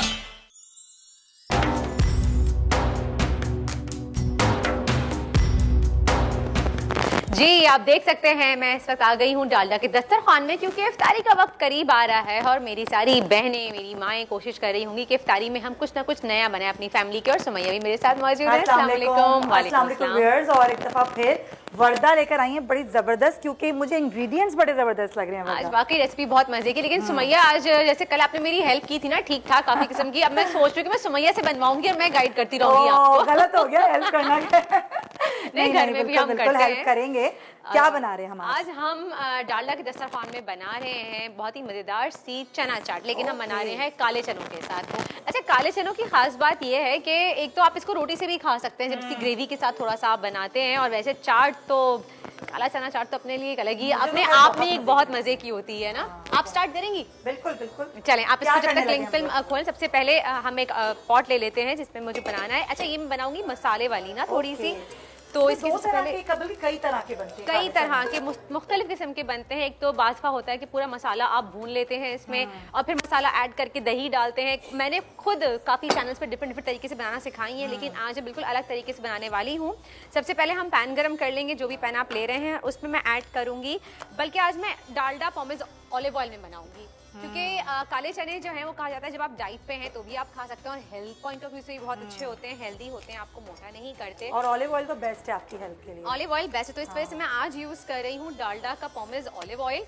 ये फ्रेशली स्पेन से इंपोर्ट किया जाता है, और ये देखिए मैं यहाँ पे ले रही हूँ, ये अराउंड आप ले लीजिए 1/3 कप। 1/3 कप से ज़्यादा हम नहीं लेना, क्योंकि हम काले चने बना रहे हैं, एक तो हेल्दी होते हैं, ऊपर से ऑलिव ऑयल में हम बना रहे हैं। अच्छा, ये आपको एक खास बात बताऊं सुमैया कि डालडा का जो पॉमेज ऑलिव ऑयल है, ये अपने हाई स्मोकिंग टेम्परेचर की वजह से आप डीप फ्राइंग भी कर सकते हैं, इसमें आप कुकिंग भी कर सकते हैं, जो कि ऑलिव ऑयल में अमूमन होती नहीं है, क्योंकि ऑलिव ऑयल का स्मोकिंग पॉइंट बहुत कम होता है, जिसकी वजह से आप उसको सिर्फ ऊपर से ड्रिजल कर सकते हैं, जैसे एक्स्ट्रा वर्जिन ऑलिव ऑयल। बिल्कुल, डालडा का भी एक्स्ट्रा वर्जिन ऑलिव ऑयल है, उसको आप सैलेड पे ड्रिजल करके खा सकते हैं, लेकिन पॉमेज ऑयल जो है उसमें आप कुकिंग भी कर सकते हैं। ऑयल गर्म हो चुका है, मुझे आप जिंजर और गार्लिक फ्रेशली चॉप करके मैंने रखी है वो पास कर दीजिए। गार्लिक जी, सबसे पहले मैं इसमें डालूंगी अदरक 1 टेबल स्पून, ये मैंने फ्रेश चॉप करके रखी, से बहुत अच्छी सी खुशबू आएगी। ये देखिए, ये डाली मैंने, और उसके बाद साथ ही मैं लहसुन ऐड कर रही हूँ इसमें, और इसको थोड़ा सा एक अरोमा देंगे हम अच्छा सा, और साथ ही प्याज मुझे पास कीजिएगा। अच्छा, प्याज मैंने बहुत ही बारीक चॉप करके रखी है, ये जो हम अमूमन ऑमलेट के लिए जो जिस तरह चॉप करते हैं, बिल्कुल बिल्कुल, बहुत फाइनली चॉप जिसे हम कह रहे हैं। अभी थोड़ा सा इसमें खुशबू आना शुरू हो जाए थोड़ा सा, फिर उसके बाद हम इसमें ऐड करेंगे सफेद जीरा भी होगा, वो भी हम इसमें ऐड करेंगे। एक तरीके से आप समझे, हम इसमें थोड़ा सा ना एक भगाड़ लगाएंगे, क्योंकि अदरक का, लहसुन का, आप प्याज डाल दीजिए इसमें। देखिए, आप अगर कैमरा देखें तो हल्का सा ये जो है वो गोल्डन ब्राउन की तरफ जाना स्टार्ट हुआ है लहसुन अदरक, तो साथ ही हमने प्याज डाल दिया। अच्छा, प्याज को भी हम अच्छे से ब्राउन कर लेंगे, बहुत ज़्यादा डार्क ब्राउन नहीं करना, लाइट गोल्डन ब्राउन करना है। और इस पॉइंट पे अगर आपको लगे कि आपका मसाला जल रहा है या प्याज जल रही है, तो आप थोड़ा सा पानी ऐड कर सकते हैं। तो हमें पानी की नीड है अभी? हाँ है, मेरे पास यहाँ पे है रसानी का पानी है मेरे पास। अच्छा, उसके अलावा जब और एक और चीज़ आप ये यूज़ कर सकते हैं कि हम जिस पानी में अपने काले चने बॉईल कर रहे हैं वो थोड़ा सा आप निकाल के रख लें, तो आप वही सेम पानी यूज़ कीजिए, तो उससे भी एक अच्छा टेस्ट आता है। जिसमें आपने सोक करके रखे हैं चने? नहीं, जिसमें आपने बॉईल किए। बॉईल जिसमें बॉईल किए आपने, ठीक है। ये देखिए, आप ये गोल्डन ब्राउन हो रहा है। अब मुझे जीरा दे दीजिए आप। ठीक है जी, जीरा अच्छा जीरा इसमें मिक्स है, कोई बात नहीं, मैं निकाल दूंगी थोड़ा सा, इसको हम ऊपर से करेंगे। अच्छा वैसे इसमें हम साबुत गरम मसाला आप डाल सकते हैं, लेकिन पिसा हुआ मैं यहाँ पे जीरा यूज़ कर रही हूँ अराउंड अ टीस्पून। जैसे कि भगार के लिए मैंने पहले भी आपसे कहा कि खुशबू आएगी अच्छी सी, लेकिन हमें इसमें गरम मसाले की कोई नीड नहीं है। नहीं, गरम मसाले की इसमें नीड नहीं है, लेकिन अगर भगार के लिए कुछ लोगों को पसंद है उसका फ्लेवर, जैसे कि बड़ी इलायची हो गई, दालचीनी हो गई, तो आप ये कर सकते हैं कि आप थोड़ा सौते कर लें। इलायची का फ्लेवर वैसे ही बहुत अच्छा होता है, बहुत अच्छा, तो आपकी सेहत के लिए बहुत अच्छी होती है इलायची। अच्छा जी, ये देखिए ब्राउन हो गया। अब इसमें मैं छोले ऐड कर दूंगी। अच्छा इस पॉइंट पे मैं चने इस पॉइंट पे हम चने ऐड कर देंगे। ये देखिए काले चने बॉईल हुए में मेरे पास अच्छे से, ये देखिए आप देख सकते हैं, ये मेरे पास आधा किलो है। आप तकरीबन 2 कप के करीब मैं आपको बता रही हूँ रेशो। ये थोड़ा चूल्हा स्टोव हल्का कर दें और ये इसमें हम डाल देंगे, इसको मिक्स कर लेंगे अच्छे से। में मिक्स करती हूं। हाँ जी, और ये कितना है, चने कितने हैं? मैंने कहा 2 कप के करीब ना। 2 कप सही, ऐसे आधा किलो का रेशो वही हो जाता है 2 कप ना आपका, सेम है। अगर आप कप में मेजर कर रहे हैं तो आप 2 कप ले लीजिए, वरना आधा किलो आप ले लीजिए। सही, बिल्कुल सही। बॉईल हुए में चने, काले चने खास तौर पे इसमें सबसे ध्यान ये रखना होता है कि सही से बॉईल हुए में हो। अच्छा अब इस पॉइंट पे मैं थोड़ा सा यहाँ पे पानी ऐड करूंगी, क्योंकि अब मैं मसाला डालूंगी इसमें, तो धांस उड़ सकती है, खांसी आ सकती है आपको, और मसाला जल भी सकता है। तो ये चलाया हमने। अब अच्छा ये प्रॉपर मसाले वाले चने हैं? मसाले वाले चने ये प्रॉपर ना। अच्छा इसमें नमक डालूंगी मैं ½ टीस्पून या फिर हस्बे जायका, ठीक है, क्योंकि मैं इसमें काला नमक भी ऐड करूंगी। और काला नमक हम हमेशा कहते हैं कि डाइजेशन के लिए बहुत अच्छा होता है, और इसका जायका भी एक बहुत अच्छा सा आता है, अलग बहुत फ्लेवर आता है इसका। अच्छा लाल मिर्च पाउडर है मेरे पास यहाँ पे, एज पर योर टेस्ट, जितनी आपको पसंद है उस हिसाब से आप डालिएगा।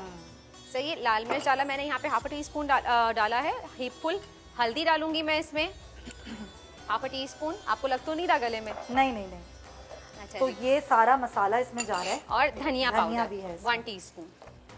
ठीक है, इसको अब हम अच्छे से मिक्स कर लेते हैं। अच्छा क्योंकि अमूमन हम देखते हैं वर्दा कि हम काले चनों में इमली का इस्तेमाल करते हैं, लेकिन आप मुझे लग रहा है नहीं कर रही हैं। मैंने कहा ना, मैंने बहुत डिफरेंट स्टाइल से, डिफरेंट तरीकों से मैंने बनाना सिखाया है, तो आज जो मैं बना रही हूँ डिफरेंट बनाने जा रही हूँ। अभी इसमें हम क्या करेंगे, इसको हम निकाल लेंगे, पहले भून लेंगे, पानी जब खुश्क हो जाएगा इसका और मसाला पूरा अच्छे से कुक हो जाएगा, फिर इसको हम बोल में निकाल लेंगे। उसमें हम खीरे हैं मेरे पास, यहाँ पे टमाटर है, हरा धनिया है, हरी मिर्च है। खीरे का कभी मैंने इस्तेमाल नहीं देखा काले चनों में, यही तो ट्विस्ट है। ये जरा डिफरेंट किस्म के चने बन रहे हैं। ये बिल्कुल, इसमें खीरा भी है। खीरा अच्छा, तो ये भुन गए। हाँ, हमें अच्छा भूनना जरूरी है। भूनना जरूरी इसलिए है, एक तो आपका मसाला अच्छे तरीके से भुन जाएगा, कच्चापन नहीं आएगा मसाले में, और जो स्टार्ट में हमने ऑयल में जिंजर और गार्लिक सौते किया था ना, उसका एक अरोमा आएगा बहुत अच्छा सा। आप ये बना के देखिएगा। नहीं, बहुत प्यारी, बहुत अच्छी स्मेल आ रही है। और एक और चीज़ जो वर्दा ने शुरू में कही कि डाइट के लिए बहुत से लोग यूज़ करते हैं, और वर्दा ने ऑलिव ऑयल में इसको बनाया है। एग्जैक्टली, हमें डालडा के ऑलिव ऑयल में बनाया। अच्छा मैं अमूमन डाइट का बहुत ज़्यादा ख्याल रखती हूँ कि रमज़ानों में सबसे पहले हमारा वेट बढ़ता है। अगर शुरू के 15 रोज़े आप मुझे देखेंगे मैं ऐसी हूँ, तो आखिर के 15 रोज़े मेरा मुंह पूरा ना आपको गोल नजर आएगा। तो मैं बड़ी कोशिश करती हूँ। मेरे साथ बाकी लोग भी हैं जो फैमिली में हैं या फिर मेरे दोस्त हैं, वो अक्सर कहते हैं वर्दा कोई ऐसी रेसिपी बताओ यार कि हम खा सकें। तो ये देखिए, अच्छा मसाला पानी बिल्कुल ड्राई हो चुका है, मसाला अच्छे से लिपट चुका है छोलों के ऊपर। आप ये देख सकते हैं अगर आपको नजर आ रहा है कैमरा में, तो ये देखिए, ठीक है जी। अच्छा इस पॉइंट पे अब मैं इसमें थोड़े से बॉइल्ड आलू आप देख रहे हैं, उसको मैंने क्यूब्स में कट करके रखा है, वो भी ऐड कर दूंगी। सही, ये देखिए, और थोड़े से मैं गार्निशिंग के लिए बचा के रख रही हूँ। इसको मिक्स कर लीजिए। कलर कितना अच्छा आ रहा है। ये हमने जर्दे का रंग डाल के इसको बॉईल किया था, तो इससे थोड़ा सा एक अट्रैक्टिव कलर आ जाता है येलो। अच्छा इस पॉइंट पे आखिर में मैं ऐड करूंगी, इसमें चाट बन रही है तो चाट मसाला तो लाजमी है। चाट मसाला 1 टीस्पून भर के चाट मसाला जाएगा इसमें। ये अच्छा ये ऑप्शनल है, अगर आपको और ज़्यादा चाहिए, चटपटा चाहिए, क्योंकि मैं इसमें हरी मिर्ची भी डालूंगी तो मैं थोड़ा सा कम रख रही हूँ। सही। अब इस पॉइंट पे मैं स्टोव बंद कर दूंगी और ये मिक्स हो गया हमारा। ये मिक्स हो गया, ठीक है। अच्छा अब इसको हम बड़े वाले बोल में ट्रांसफर कर लेंगे सुमैया, क्योंकि बाकी इंग्रेडिएंट्स में इसमें मिक्स करके अच्छे से फिर मैं इसको सर्विंग प्लेटर में निकालूंगी। ठीक हो गया, ठीक है। चलें जी, मैं करूँ इसको यहाँ? हाँ बिल्कुल आप करें। चलें, इसको हम निकाल देते हैं यहाँ पे। अच्छा जी, और यहाँ पे ये देखिए इसको हम निकाल रहे हैं। और मैं फोटाइल का थैंक्स कहना चाहूँगी कि फोटाइल ने हमें इतना खूबसूरत सा सेट लगा के दिया है। उनके स्टोव्स इतने ज़बरदस्त होते हैं, मैं पर्सनली बहुत प्रेफर करती हूँ। और हमारे पास मैजेस्टिक के कुकवेयर्स हैं, ये भी इतने अच्छे नॉन स्टिक कुकवेयर हैं। आप देखें हमने पूरा खाना पकाया और कुछ भी जला या लगा नहीं, या हमें कोई प्रॉब्लम नहीं हुई। और फोटाइल की सबसे खास बात ये है उनके स्टोव की कि हर जगह से आँच जो है ना बैलेंस आती है। बिल्कुल वरना कहीं कहीं ऐसा होता है कहीं से आंच तेज आ रही होती है, कहीं से हल्की आ रही होती है। अक्सर आपने नोट किया होगा, सुबह हम घर में पका रहे होते हैं ना, तो एक तरफ से मसाला लग रहा होता है, फिर हम पतीली घुमा रहे होते हैं, और फिर दूसरी तरफ से हम मसाला चला रहे होते हैं, एक जैसी आंच नहीं आ रही होती है, बैलेंस हीट नहीं आ रही होती। अच्छा ये देखिए, ये मैं यहाँ साइड पे रख देती हूँ, आप देख सकते हैं कैमरे में अगर आपको नजर आ रहा है तो सही से। ये देखिए थोड़ा सा उसूलन इसको चाट को थोड़ा ठंडा होने देना है, बहुत धुएं निकल रहे हैं, लेकिन चूंकि हमारे पास टाइम इतना नहीं होता तो मैं अभी ही इसमें चीजें ऐड करना स्टार्ट कर देती हूँ। अच्छा जी, थोड़ा सा इसको वेट कर लेते हैं। मेरे पास यहाँ पे हरी मिर्च थोड़ा धुआं कम हो जाए यार, पैसा टमाटर और खीरे बेचारे मुरझा गए। अच्छा ये लेमन जूस है? ये लेमन जूस है। ओके, आपने मुझसे कहा था खटाई का इस्तेमाल के लिए, राइट? तो मैं यहाँ पे लेमन जूस डालूंगी और आमचूर पाउडर यूज करूंगी। ओके, इमली की जगह खटाई के लिए आमचूर पाउडर यूज करूंगी। ठीक है, ठीक है जी। अच्छा, और मैं आपको बताती चलूँ, हम बात कर रहे थे उसकी बड़ी इलायची की, तो मैं आपको बताना चाहूंगी कि अक्सर हम लोगों को खांसी हो जाती है अक्सर ना, जब खांसी हो जाती है तो आपको ठसका लग रहा होता है, खुश्क खांसी हो जाती है, और दवाइयाँ पी के जब कफ सिरप लेते हैं अक्सर तो आपको नींद आने लग जाती है। तो बेस्ट तरीका ये है कि आप, एक रेमेडी है जो मैं शेयर करना चाह रही हूँ आपके साथ, कि आप 5 बड़ी इलायची ले लीजिए और उसके साथ 3 छोटी इलायची, या फिर ज्यादा बनाना है आपने तो 7 बड़ी इलायची ले लें और 5 छोटी इलायची ले लें। उसको आप तवे पे या चूल्हे पे रख के जला लें। जब वो पूरी जल जाएगी तो वो राख हो जाएगी पूरी ना। जब राख हो जाए तो उसको आप एक प्याले में निकाल लीजिए, और प्याले में निकालने के बाद आप उसको स्पून के बैग की मदद से जो है ना पूरा पाउडर बना लें। वो पूरा पाउडर बन जाएगा। उसमें फिर आप 1 टीस्पून शहद डाल के उसको मिक्स कर लें और थोड़ा थोड़ा चाटते रहें उसको। तो आप देखें आपकी खांसी बिल्कुल खत्म हो जाएगी और बहुत जल्दी हट जाएगी। और आजकल जैसे चटनी और शरबत और ये सारी खट्टी चीजें आप लोग खा रहे होते हैं, जैसे वर्दा को अभी थोड़ा दांत से खांसी आ रही है। हाँ, लेकिन ये खांसी अमूमन बहुत से लोगों को हो रही है और वर्दा जा नहीं रही है। यही वजह है क्योंकि दिन भर आप रोजा रखते हैं, रोजा खुलते ही चिल्ड बर्फ का ठंडा शरबत पी रहे होते हैं, ये करते हैं। उसके बाद फिर तली हुई चीजें, पकोड़े, समोसे, ये सब चीजें चल रही होती हैं। धुआं निकला वहां से, कुछ कम हुआ। रेसिपी कार्ड भी शायद हमारे पास आ रहा है। हाँ जी, जब तक हम इसको थोड़ा सा ठंडा होने का वेट करते हैं, आप जाके देखिए रेसिपी कार्ड, हमारा रेसिपी नोट डाउन कीजिए। हमारी चने चाट आप देख सकते हैं स्क्रीन पे। इसके लिए आपको चाहिए आधा किलो चने, और आपको इसके लिए चाहिए टमाटर क्यूब्स में कट हुए हुए, खीरे चाहिए आपको, मसाले चाहिए, नमक, मिर्च, हल्दी, धनिया। पिक्चर ले लीजिएगा, बहुत आसानी हो जाएगी आपके लिए। और यहाँ पे थोड़े से ठंडे हो गए हैं छोले, तो मैं यहाँ पे मिक्स कर रही हूँ। मेरे पास है यहाँ पे क्यूब्स में कट हुआ खीरा, वो हम इसमें ऐड करेंगे। मुझे 2 बड़े स्पून पास करेंगे प्लीज। हरी मिर्चें चॉप्ड ये डालेंगे इसमें, फ्रेश हरा धनिया चॉप ये डालेंगे इसमें, टमाटर। अच्छा, चलें जी, जब तक मैं इसकी गार्निशिंग करती हूँ और फाइनल प्लेटिंग करती हूँ, तब तक हम तलहा की तरफ चलते हैं। तलहा के साथ आलिम साहब मौजूद हैं, इस बारे में हम हमसे बात करते हैं। तो आप जाके देखिए आलिम के बोल हमारा सेगमेंट। जी तलहा, यकीनन आप जिस्मानी ग़िज़ा तैयार कर रही हैं वर्दा, मैं रूह की ग़िज़ा का जिक्र करूँगा जो कि रमज़ान में हम ज़्यादा पसंद करते हैं, और उम्मीद करता हूँ कि अब जो होंगे वो शायद आपके दिल में उतर जाएँ, और जिसके दिल में उतरेंगी यकीनन उसकी दुनिया और आखिरत दोनों सवर जाएगी। नबी करीम सल्लल्लाहु ताला अलैहि वसल्लम ने सिर्फ एक हस्ती को ये कहा है कि मेरे माँ बाप तुम पर कुर्बान हो। वो हस्ती और कोई नहीं, सैयदा कायनात खातून जन्नत अम्मा जान फातिमा ज़हरा सलामुल्लाह अलैहा हैं। नबी करीम सल्लल्लाहु अलैहि वसल्लम ने फरमाया कि मुझसे इतने इम्तिहान लिए गए कि 100 पहाड़ रेजा रेजा हो जाते। यही वजह थी कि उनको अल्लाह ताला ने 7 औलाद से नवाजा। 7 बच्चे थे उनके, लेकिन 6 अल्लाह ने अपने पास बुला लिए, सिर्फ एक को हयाती दी। मेरे साथ मौजूद हैं मुफ्ती अब्बासी साहब, साथ साथ घुमन साहब भी मौजूद हैं। मुफ्ती साहब आपका बहुत बहुत शुक्रिया। बताइएगा ये बात कि अम्मा जान फातिमा ज़हरा सलामुल्लाह अलैहा हमारी ख़वातीन के लिए, हमारी बेटियों के लिए, हमारी बहनों के लिए क्या पैगाम छोड़ कर गई हैं, क्या मैसेज छोड़ कर गई हैं? बिस्मिल्लाहिर्रहमानिर्रहीम नहमदुन नसल्ली अला रसूलिल करीम अम्मा बाद। बहुत शुक्रिया तलहा जुतई साहब। गुजारिश ये है कि हज़रत सैयदा तय्यबा ताहिरा आबिदा जाहिदा ज़क्किया मुज़क्किया मोमिना मुहैमिना हज़रत सैयदा ज़हरा पाक सलामुल्लाह अलैहा कसीरन कसीरा वो अजीमुल मर्तबत शख्सियत हैं कि जिनका तज़किरा कुरान ने किया। कुरान जब ये ऐलान करता है इन्नमा युरीदुल्लाहु लियुज़हिबा अन्कुमुर रिज्सा अहलल बैत व युताहिरकुम तत्हीरा, तो अहले बैत में वो पहली फ़र्द आपको सैयदा ज़हरा नज़र आएंगी।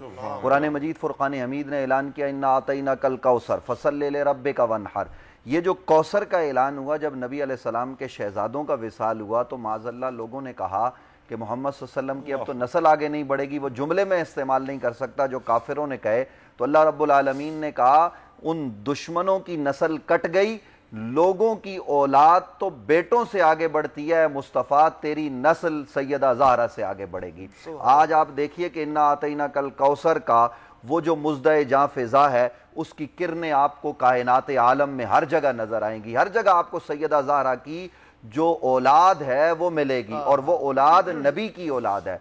सैयदा ज़हरा, जैसा आपने अभी अपने आगाज़ में फरमाया कि जब जब हुजूर के पास तशरीफ लाती तो नबी अलैहिस्सलाम उठकर सैयदा पाक का इस्तिकबाल करते, उनकी पेशानी पर बोसा देकर अपनी जगह पर बिठाते। हुजूर अनवर सल्लल्लाहु अलैहि वसल्लम ने फरमाया फातिमा तो बिदअतु मिन्नी, फातिमा मेरे जिगर का टुकड़ा है, फातिमा मेरी जान है, फातिमा मेरी रूह है। हुजूर अनवर सल्लल्लाहु अलैहि वसल्लम ने फरमाया जिसने फातिमा को गजबनाक किया उसने मुझ मोहम्मद को गजबनाक किया, जिसने फातिमा को राजी कर लिया उसने मुझे राजी कर लिया।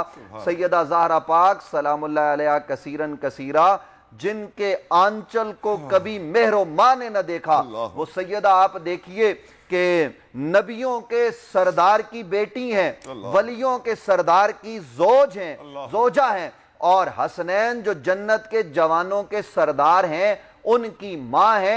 हजरत इकबाल ने इसलिए तो कहा था कि हजरत मरियम को एक निस्बत मिले तो उनकी अज़मत कुरान बयान करता है, फातिमा की एक निस्बत नहीं है, फातिमा की कई निस्बतें हैं। उन निस्बतों में कि वो इमामुल अंबिया की बेटी हैं, वो वलियों के सरदार, शेर खुदा, अशजाउल अशजाइन, मौलल मोमिनीन, हजरत शेर खुदा की एलिया है, और जनाबे हसन व हुसैन की माँ है, वो सैयदा ज़हरा पाक हैं। आज हम बोल पर बैठकर दुनिया को ये बताना चाहते हैं कि दुनिया, अगर तुम्हें रब को राजी करना है तो रब को राजी करने का आसान रास्ता मुस्तफ़ा है, और मुस्तफ़ा को राजी करने का बेहतरीन और आसान रास्ता सैयदा ज़हरा पाक की जात है। आज की माओ बहनों को सैयदा ज़हरा के नक्शे कदम पर चलना चाहिए कि किस तरह उन्होंने अपने बच्चों की तरबियत की, किस तरह उन्होंने सारा सारा दिन चक्की भी चलाई और रात पूरी इबादत में गुजार कर जब तहज्जुद की अजान में वो वक्त हुआ तो मुअज्जिन ने अजान दी, रब की बारगाह में शिकवा किया, मौला इतनी छोटी रात कि तेरे नबी की बेटी का सजदा भी मुकम्मल नहीं होता, वो सैयदा पाक है। आज जरूरत इस अमर की है, मैं मुबारकबाद पेश करता हूं बारे दिगर आपको कि हम सैयदा का जिक्र करें, सुबह करें, शाम करें, हर लम्हा करें। हमारे मुआशरे से अगर हमने बेहयाई, फहाशी और यानी 2 नंबरी खत्म करनी है तो हमें दरे ज़हरा पर झुकना पड़ेगा। हम दरे ज़हरा पर झुकेंगे। झुकना मैं सजदे के माने में नहीं कह रहा, इकबाल ने तो यह तक कह दिया था कि अगर शरीयत की रुकावट ना हो तो मैं सैयदा ज़हरा के मकाम का तवाफ भी करूं और सजदा भी करूं, लेकिन रोकती शरीयत है, हमें भी शरीयत ने रोका हुआ है। लेकिन जरूरत इस अमर की है कि सैयदा के सामने झुक जाएं हमारी औरतें, उनको रोल मॉडल बनाकर उनके नक्शे राह पर चले तो जमाना उनकी खैरात पा रहा है, वो भी पाए तो कामयाबी उनका मुकद्दर बने। राइट, जिया साहब ने हमें कॉल किया, इस वक्त टेलीफोन लाइन पर मौजूद हैं। जिया साहब बताइए क्या कहना चाहेंगे, क्या सवाल पूछना चाहेंगे? हेलो जी जी जिया साहब, आप ऑन एयर हैं, इस वक्त लाइव हैं। जी जी मैं बिल्कुल ऑन एयर, मैं लायक तहसीन समझता हूँ, बोल को अल्लाह मौला मुश्किल कुशा रूज दे, इससे भी ज्यादा रूज दे कि जनाब सैयदा का वो जिक्र अज़कार बड़े अहसन अंदाज में पेश कर रहे हैं। बहुत अल्हम्दुलिल्लाह, बहुत बहुत शुक्रिया जिया हुसैन। और मैं इसके लिए यही कहता हूँ कि मरियम से भी अजमत में फजू बिनते नबी है, मरियम से भी अजमत में फजू बिनते नबी है, इस शान की बीबी कोई होगी न हुई है। अल्लाह बेटे मिले शहदाए रहे हक रहे किस्मत, बाबा है नबी जिसका तो शौहर भी वली है। अल्लाह अकबर, सुभान अल्लाह, सुभान अल्लाह। जिया साहब जज़ाकल्लाहु खैर, मौला आपको आबाद रखे, अल्लाह आपको हमेशा खुश व खुर्रम रखे। आपने कॉल किया और अपना फीडबैक दिया, यकीनन हम बड़े शुक्रगुजार हैं। आज यौम विसाल है हमारी अम्मा जान का, तो विसाल के दिन मुफ्ती साहब अम्मा जान सलामुल्लाह अलैहा ने मौला कायनात शेर खुदा फातेह खैबर से एक सवाल पूछा, अली आप मेरे बाद शादी तो करेंगे, मौला कायनात ने कहा क्यों आप ये इस वक्त सवाल कर रही हैं, कोई वक्त है सवाल नहीं, आप शादी तो करेंगे। फिर उन्होंने बाल टाल दी कि नहीं आप क्यों सवाल कर रही हैं, 3-4 बार पूछा। तो फिर अम्मा जान ने जवाब दिया और फरमाया शादी किसी दिलेर खानदान में कीजिएगा, उस खातून से जो बेटा होगा वो मेरे हुसैन के साथ करबला में होगा। और आज हम उन्हें हजरत अब्बास अलमदार अलैहिस्सलाम के नाम से जानते हैं, जिन्होंने यकीनन करबला में बता दिया कि वो कितने जरूरी थे। अब्बासी साहब, अम्मा जान को सब मालूम था क्या होना है, सब नजर आ रहा था क्या होना है, लेकिन सुभान अल्लाह, एक नाबीना का किस्सा है जो मैं चाहता हूं कि आप अपनी जुबान से सुनाइए ताकि मालूम पड़ सके कि पर्दा कितना जरूरी है। देखिए, पर्दे के हवाले से मैं आपको इतनी बात अर्ज करूं, या आपने आखिरी लम्हात की जो बात की है, सैयदा पाक ने अपना पर्दा तो जो किया सो किया। अल्लाह अकबर। जब आपका वक्त विसाल हुआ ना, तो विसाल के वक्त आपने मौलल मुमिनीन अशजउल अशजाइन शेर खुदा अली करमल्लाहु वजुल करीम से कहा कि मेरा विसाल हो जाए तो मेरा जनाजा दिन की रोशनी में न निकालना, रात के अंधेरे में जनाजा पढ़कर कब्रिस्तान ले जाना। तो कहा ए फातिमा ये क्यों कहती हो? तो फातिमा ने कहा मैं नहीं चाहती कि मेरे जनाजे की चारपाई पर भी गैर महरम की नज़र पड़े। आप अंदाज़ा लगाइए कि सैयदा ज़हरा पाक पर्दे का कितना एहतमाम करती हैं। वो जन्नती औरतों की सरदार हैं, वो सैयदा तो निसाइल आलमीन है, वो सैयदा तो निसाइल जन्ना है, लेकिन उसके बावजूद उनके आंचल को मेहरो माँ ने न देखा, वो सैयदा हैं। तो आज देखिए, नाबीना को सैयदा तो देख रही है ना, वो अगर सैयदा को नहीं देख रहा तो ये पैगाम उम्मत को दिया है।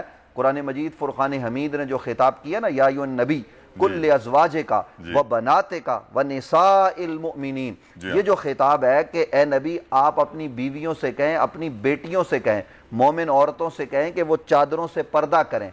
नबी की बेटी तो पर्दा कर ही रही थी। ये जो कुरान का कहना है कि इनकी तरफ जो इशारा है ताकि उम्मत की औरतें इनको देख कर पर्दा करें।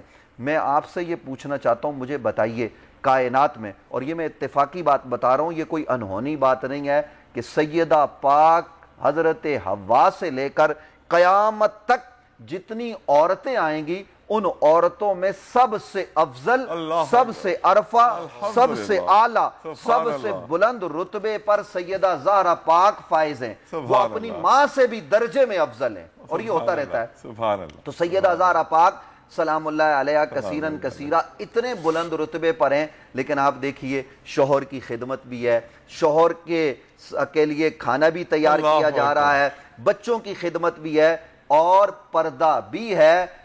पर्दा ऐसा है कि आपके चेहरे को तो कुजा, आपके दुपट्टे को भी कभी गैर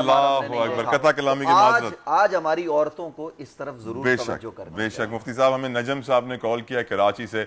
नजम साहब, बहुत बहुत शुक्रिया आपकी कॉल का। सर क्या कहना चाहेंगे? हेलो, अस्सलाम वालेकुम। वालेकुम अस्सलाम नजम अब्बास साहब। जी, मैं कराची से बोल रहा हूँ। मेरा सिर्फ सवाल ये है कि इस वक्त जो मुल्क में हम लोग जिस पूरी आवाम जिन मसाइल का शिकार है ना, इसका हल सिर्फ यही है कि हम जनाब रसूल खुदा सल्लल्लाहु अलैहि वसल्लम और उनकी आल, जिसमें बीबी फातिमा तो ज़हरा भी शामिल है, अगर हम उनके जो बताए हुए रास्ते हैं अगर उस पर अमल कर लेना तो ये हमारे सारे मसले हल हो सकते हैं, क्योंकि हमने उनके रास्ते को छोड़ दिया है। बेशक, बिल्कुल और आज हम इसीलिए जो है दर दर की ठोकरें खा रहे हैं और हमारा कोई मसला हल नहीं हो पा रहा है।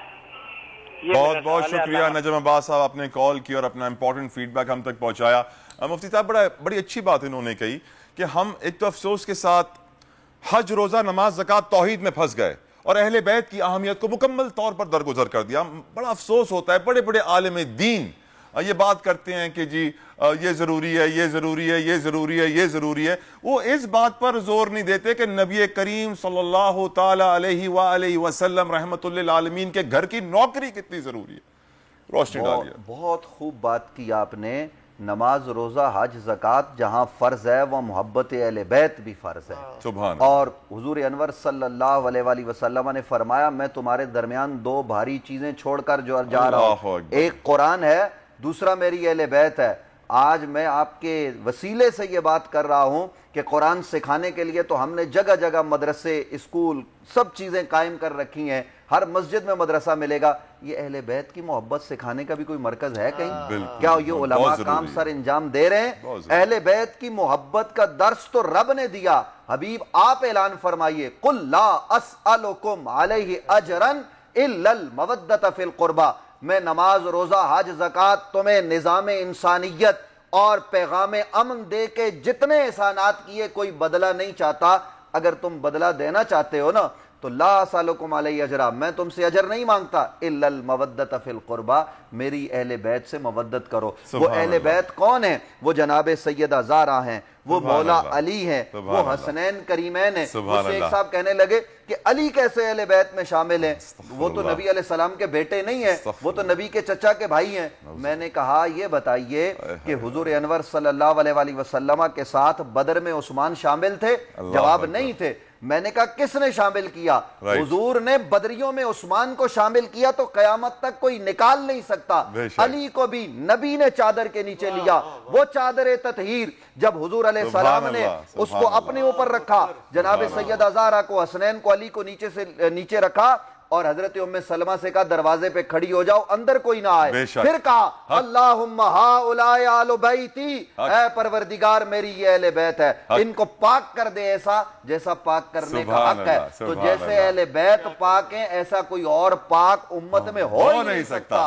वक्त की कमी, पाकों के तस्करे हमें करके अपने ईमान को जला वक्त की कमी है। नहीं तो मेरा दिल चाह रहा है कि हम आपकी बातें सुनते रहें और रात गुजर जाए, 2-4 दिन गुजर जाए, ये बातें कम ना हो। लेकिन हमारे साथ हाफिज रिजवान गुमन साहब मौजूद हैं जो बहुत ही खूबसूरत मनकबत अभी हमें पढ़ के सुनाएंगे। हाफिज साहब, हसनैन उस-सकलैन शाह साहब का एक ताज़ा कलाम है, पेश कर रहा हूँ। बिस्मिल्लाह।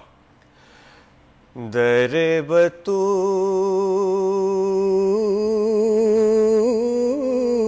से वल्लाह दिखाई देता है, दरे बतूल से वल्लाह दिखाई देता है, वहाँ से अर्शे मौला दिखाई देता है, वहाँ से अर्शे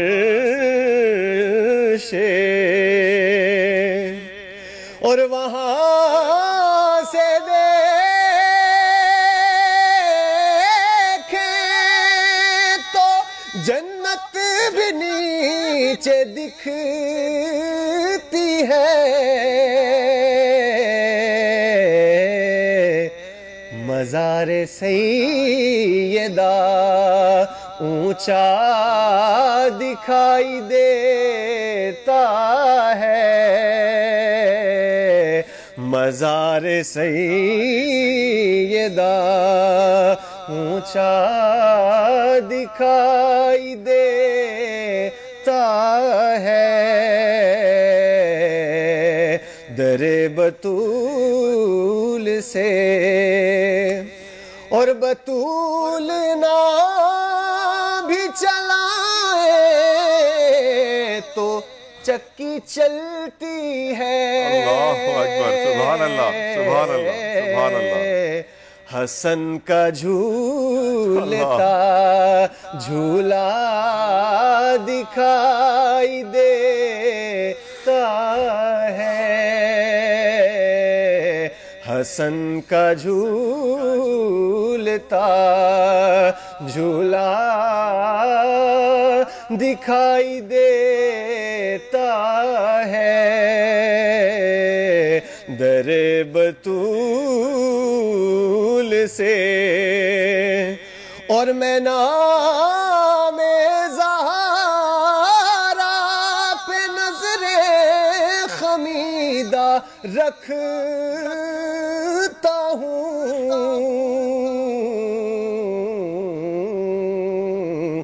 इसीलिए तो ज्यादा दिखाई देता है, वहाँ से नक्शे मुअल्ला दिखाई देता है। सुभान अल्लाह, सुभान अल्लाह, सुभान अल्लाह। हाफिज रिजवान घुम्मन साहब, अम्मा जान फातिमा ज़हरा सलामुल्लाह अलैहा, आपका ये मनकबत अपनी बारगाह में कबूल करें। वापस चलते हैं अब वर्दा की जानिब।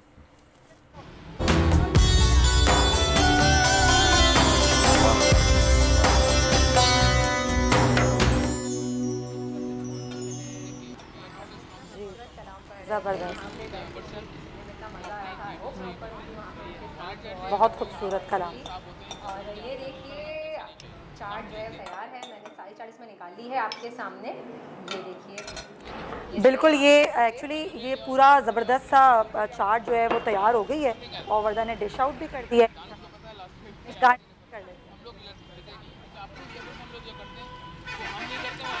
अच्छा, ये आलू जो हैं वो बड़ा ज़बरदस्त कलर आया है और ये हम गार्निश करें। और में शायद कोई इशू हो रहा है। हाँ जी, मैं जो कह रही हूँ आपके जाती हूँ। ये आलू हम गार्निश कर रहे हैं, कलर जितना खूबसूरत आया, ज़बरदस्त। अभी थोड़ा सा हरा धनिया फ्रेश चॉप डाल रहे हैं। ओके, और थोड़े से अनार आज की सीजन। अच्छा, ये अनार बड़ा एक सरप्राइजिंग एलिमेंट था मेरे लिए, जो है वो थोड़ा सा फ्लेवर देगा। कभी चाट पे, काले चने की चाट पे अनार नहीं देखे। बहुत मजे के लगेंगे, आप खा के देखिएगा। जबरदस्त, कितनी खूबसूरत लग रही है, खूबसूरत। और ये इसमें कलर्स जो आ रहे हैं वो बड़े खूबसूरत हैं, बहुत यमी। अच्छा, मैं आपको बता दूं, आप मुझे रिपीट हाँ बिल्कुल, मेरी आवाज नहीं आ रही है हमारे व्यूअर्स तक। तो अच्छा, जब हम चाट को मिक्स कर रहे थे उसमें मैंने खीरा डाला, टमाटर डाला, साथ में मैंने 3 टेबलस्पून लेमन जूस डाला है, 1 टेबलस्पून भर के मैंने आमचूर का पाउडर डाला। मैं बता देती हूँ, जब ये इसको डिश आउट किया तो लेमन जूस डाला है हमने 3 टेबलस्पून। अब आ रही है आपकी आवाज? आ रही है मेरी आवाज, थैंक यू सो मच। अच्छा जी, मैंने इसमें 3 टेबलस्पून लेमन जूस डाला था खटास की वजह से, क्योंकि हमने इसमें इमली का पल्प इस्तेमाल नहीं किया है, तो उस खटाई को मैंने बैलेंस करने के लिए 3 टेबलस्पून लेमन जूस डाला इसमें, और 1 टेबलस्पून भर के मैंने आमचूर पाउडर डाला, और उसके बाद कुछ तरीके से हमने मिक्स कर लिया। फिर आपके सामने पूरी गार्निशिंग की है अनार से, फ्रेश हरा धनिये से और आलू से। आलू का इतना खूबसूरत कलर इसलिए आया है क्योंकि जब आलू को हम बॉईल कर रहे थे उसमें मैंने जर्दे का रंग थोड़ा सा ऐड कर दिया था, येलो वाला, तो उससे अच्छा सा कलर आ जाता है। और इसको मैंने पकाया है डालडा, पोमेस, ऑलिव ऑयल में। ये देखिए हमारी मजेदार सी चाट तैयार है। आप इसको गर्मा गर्म या थोड़ा सा नॉर्मल टेम्परेचर करके सर्व कर सकते हैं, इफ्तार के टाइम पे बहुत इजीली बना सकते हैं, और कोक के साथ सर्व कीजिए आप। ये मुझे यहाँ पास करें ताकि मैं इसके साथ रखूं चीजें। और ना सिर्फ ये, बल्कि कुछ लोग, जैसे हमारे घर में बहुत से लोग हैं जिनको इमली नहीं पसंद, तो ये बड़ा अच्छा वर्दा ने आइडिया दे दिया है कि जो इमली नहीं पसंद करते वो लेमन जूस और आमचूर का पाउडर। अच्छा, एक और टिप भी मैं देती चलूँ आपको यहाँ पे साथ में।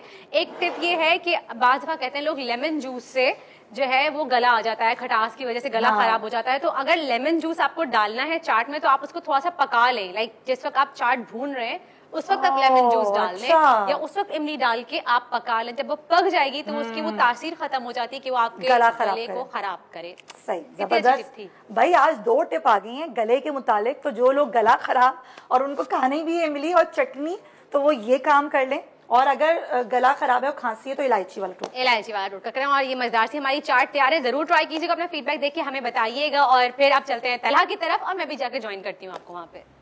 वर्दा, जब कल आपने ज्वाइन किया तो खाली हाथ आई थी। आज ये गलती ना कीजिएगा, कुछ ना कुछ जरूर लेकर आइएगा, खाली हाथ ना आइएगा। ये चाट आपको तो चाट मैंने देनी नहीं है, आपसे तो कल से झगड़ा चल रहा है मेरा। कोई बात नहीं, झगड़ा खत्म हो जाएगा अगर आप चाट दे देंगे। भाई नहीं है, उन्होंने ही भरोसा नहीं किया है, आप लोगों ने मुझे अंडरएस्टिमेट किया है, तो मुदस्सिर भाई को भी नहीं मिलेगी। अच्छा, चाट भाई को सॉरी, ये चाट कहाँ जाती है तो आने वाला वक्त बताएगा। लेकिन बढ़ते हैं अपने अगले सेगमेंट का नाम है बोल अवाम के साथ। पाकिस्तान के लोग बड़े जिंदा दिल लोग हैं, बहुत बड़ा दिल है उनका, और माशाल्लाह से हम दुनिया में अतिया करने के ऊपर भी 3rd या 4th रैंक पर आते हैं तमाम पूरी दुनिया में। That's a big achievement. इसीलिए हम उन लोगों को सलाम पेश करते हैं जो इस वक्त इफ्तारी की तैयारी कर रहे हैं, इफ्तारी बांट रहे हैं, लाखों लोगों का रोज़ा खुलवा रहे हैं और उनकी मुश्किलात आसान कर रहे हैं। रुक करेंगे हम इस्लामाबाद का, जहाँ मौजूद हैं हमारे नुमाइंदे उमर हयात। उमर, बताइए आप इस वक्त कहाँ पर मौजूद हैं और क्या इफ्तारी की तैयारियाँ की जा रही हैं और कौन कर रहा है?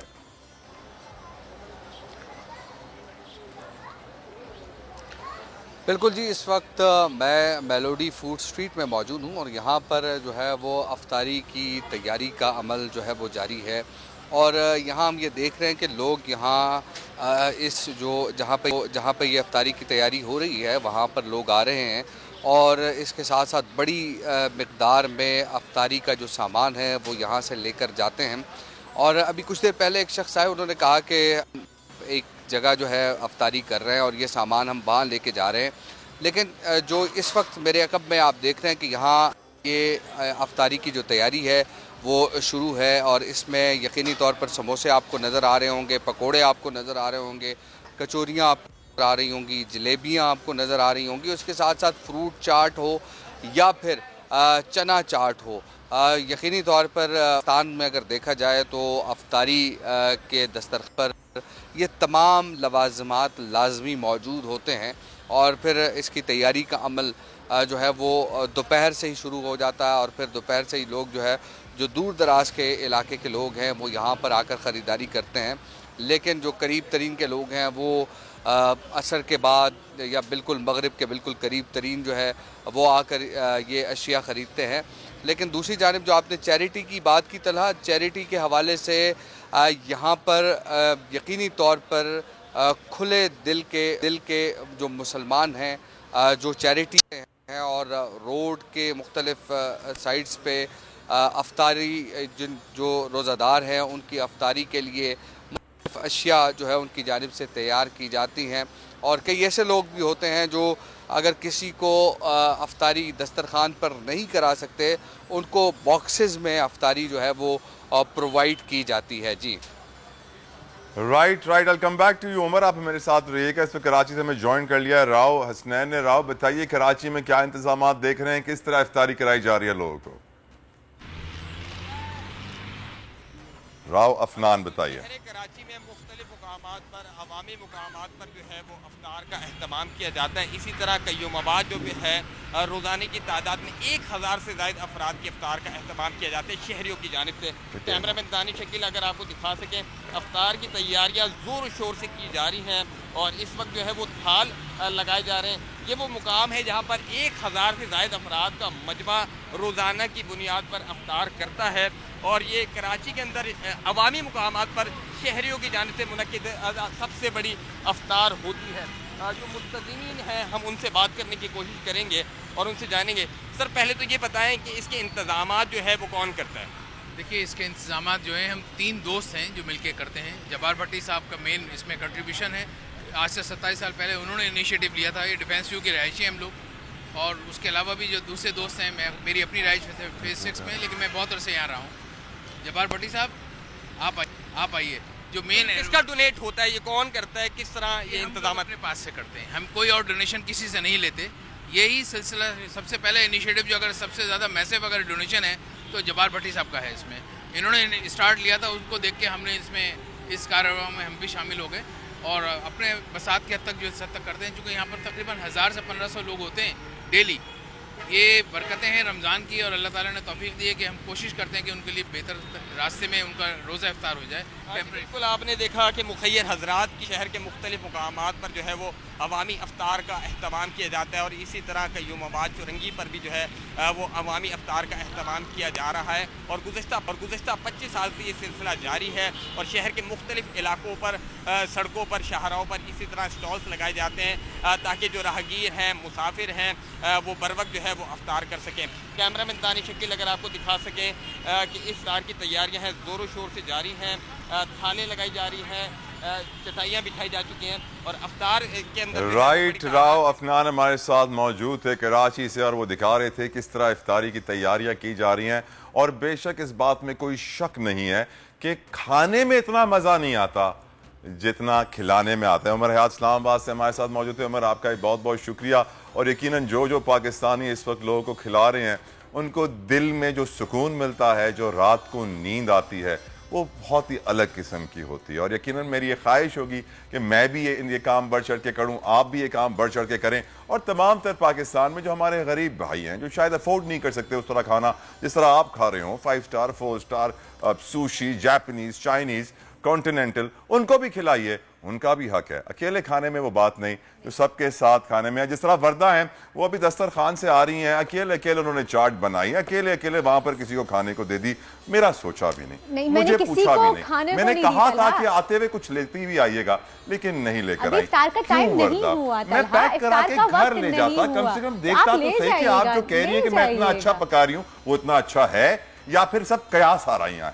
क़यास आराइयाँ कुछ भी नहीं है। जब इफ्तार का वक्त हो तो आपने साथ पैक करवा के घर लेके जा सकते हैं। और तला मैं आपकी बात पे आगे थोड़ा सा कहूँगी कि आपने इतनी अच्छी बात कही कि खिलाने में जितना मज़ा आता है उतना खाने में अकेले नहीं आता। और सिर्फ खिलाने की बात के अलावा भी मैं साथ कहूँगी कि अगर हम किसी के लिए कुछ भी करते हैं अपने दिल से, जिससे किसी के सामने वाले के चेहरे पे एक मुस्कान आती है या मुस्कुराहट आ जाती है, तो उससे भी आपके दिल को कितना सुकून मिलता है। बेशक आपको सुकून की नींद आती है, आपको ऐसा था पता नहीं आपने क्या कुछ हासिल कर लिया। लेकिन वर्दा भूख एक ऐसी चीज है जो इंसान को कुफर पर मजबूर कर देती है। इसीलिए हमारे बुजुर्गों ने हमें बताया है कि 100 मस्जिदें बनाने से बेहतर है कि एक भूखे को खाना खिला लो।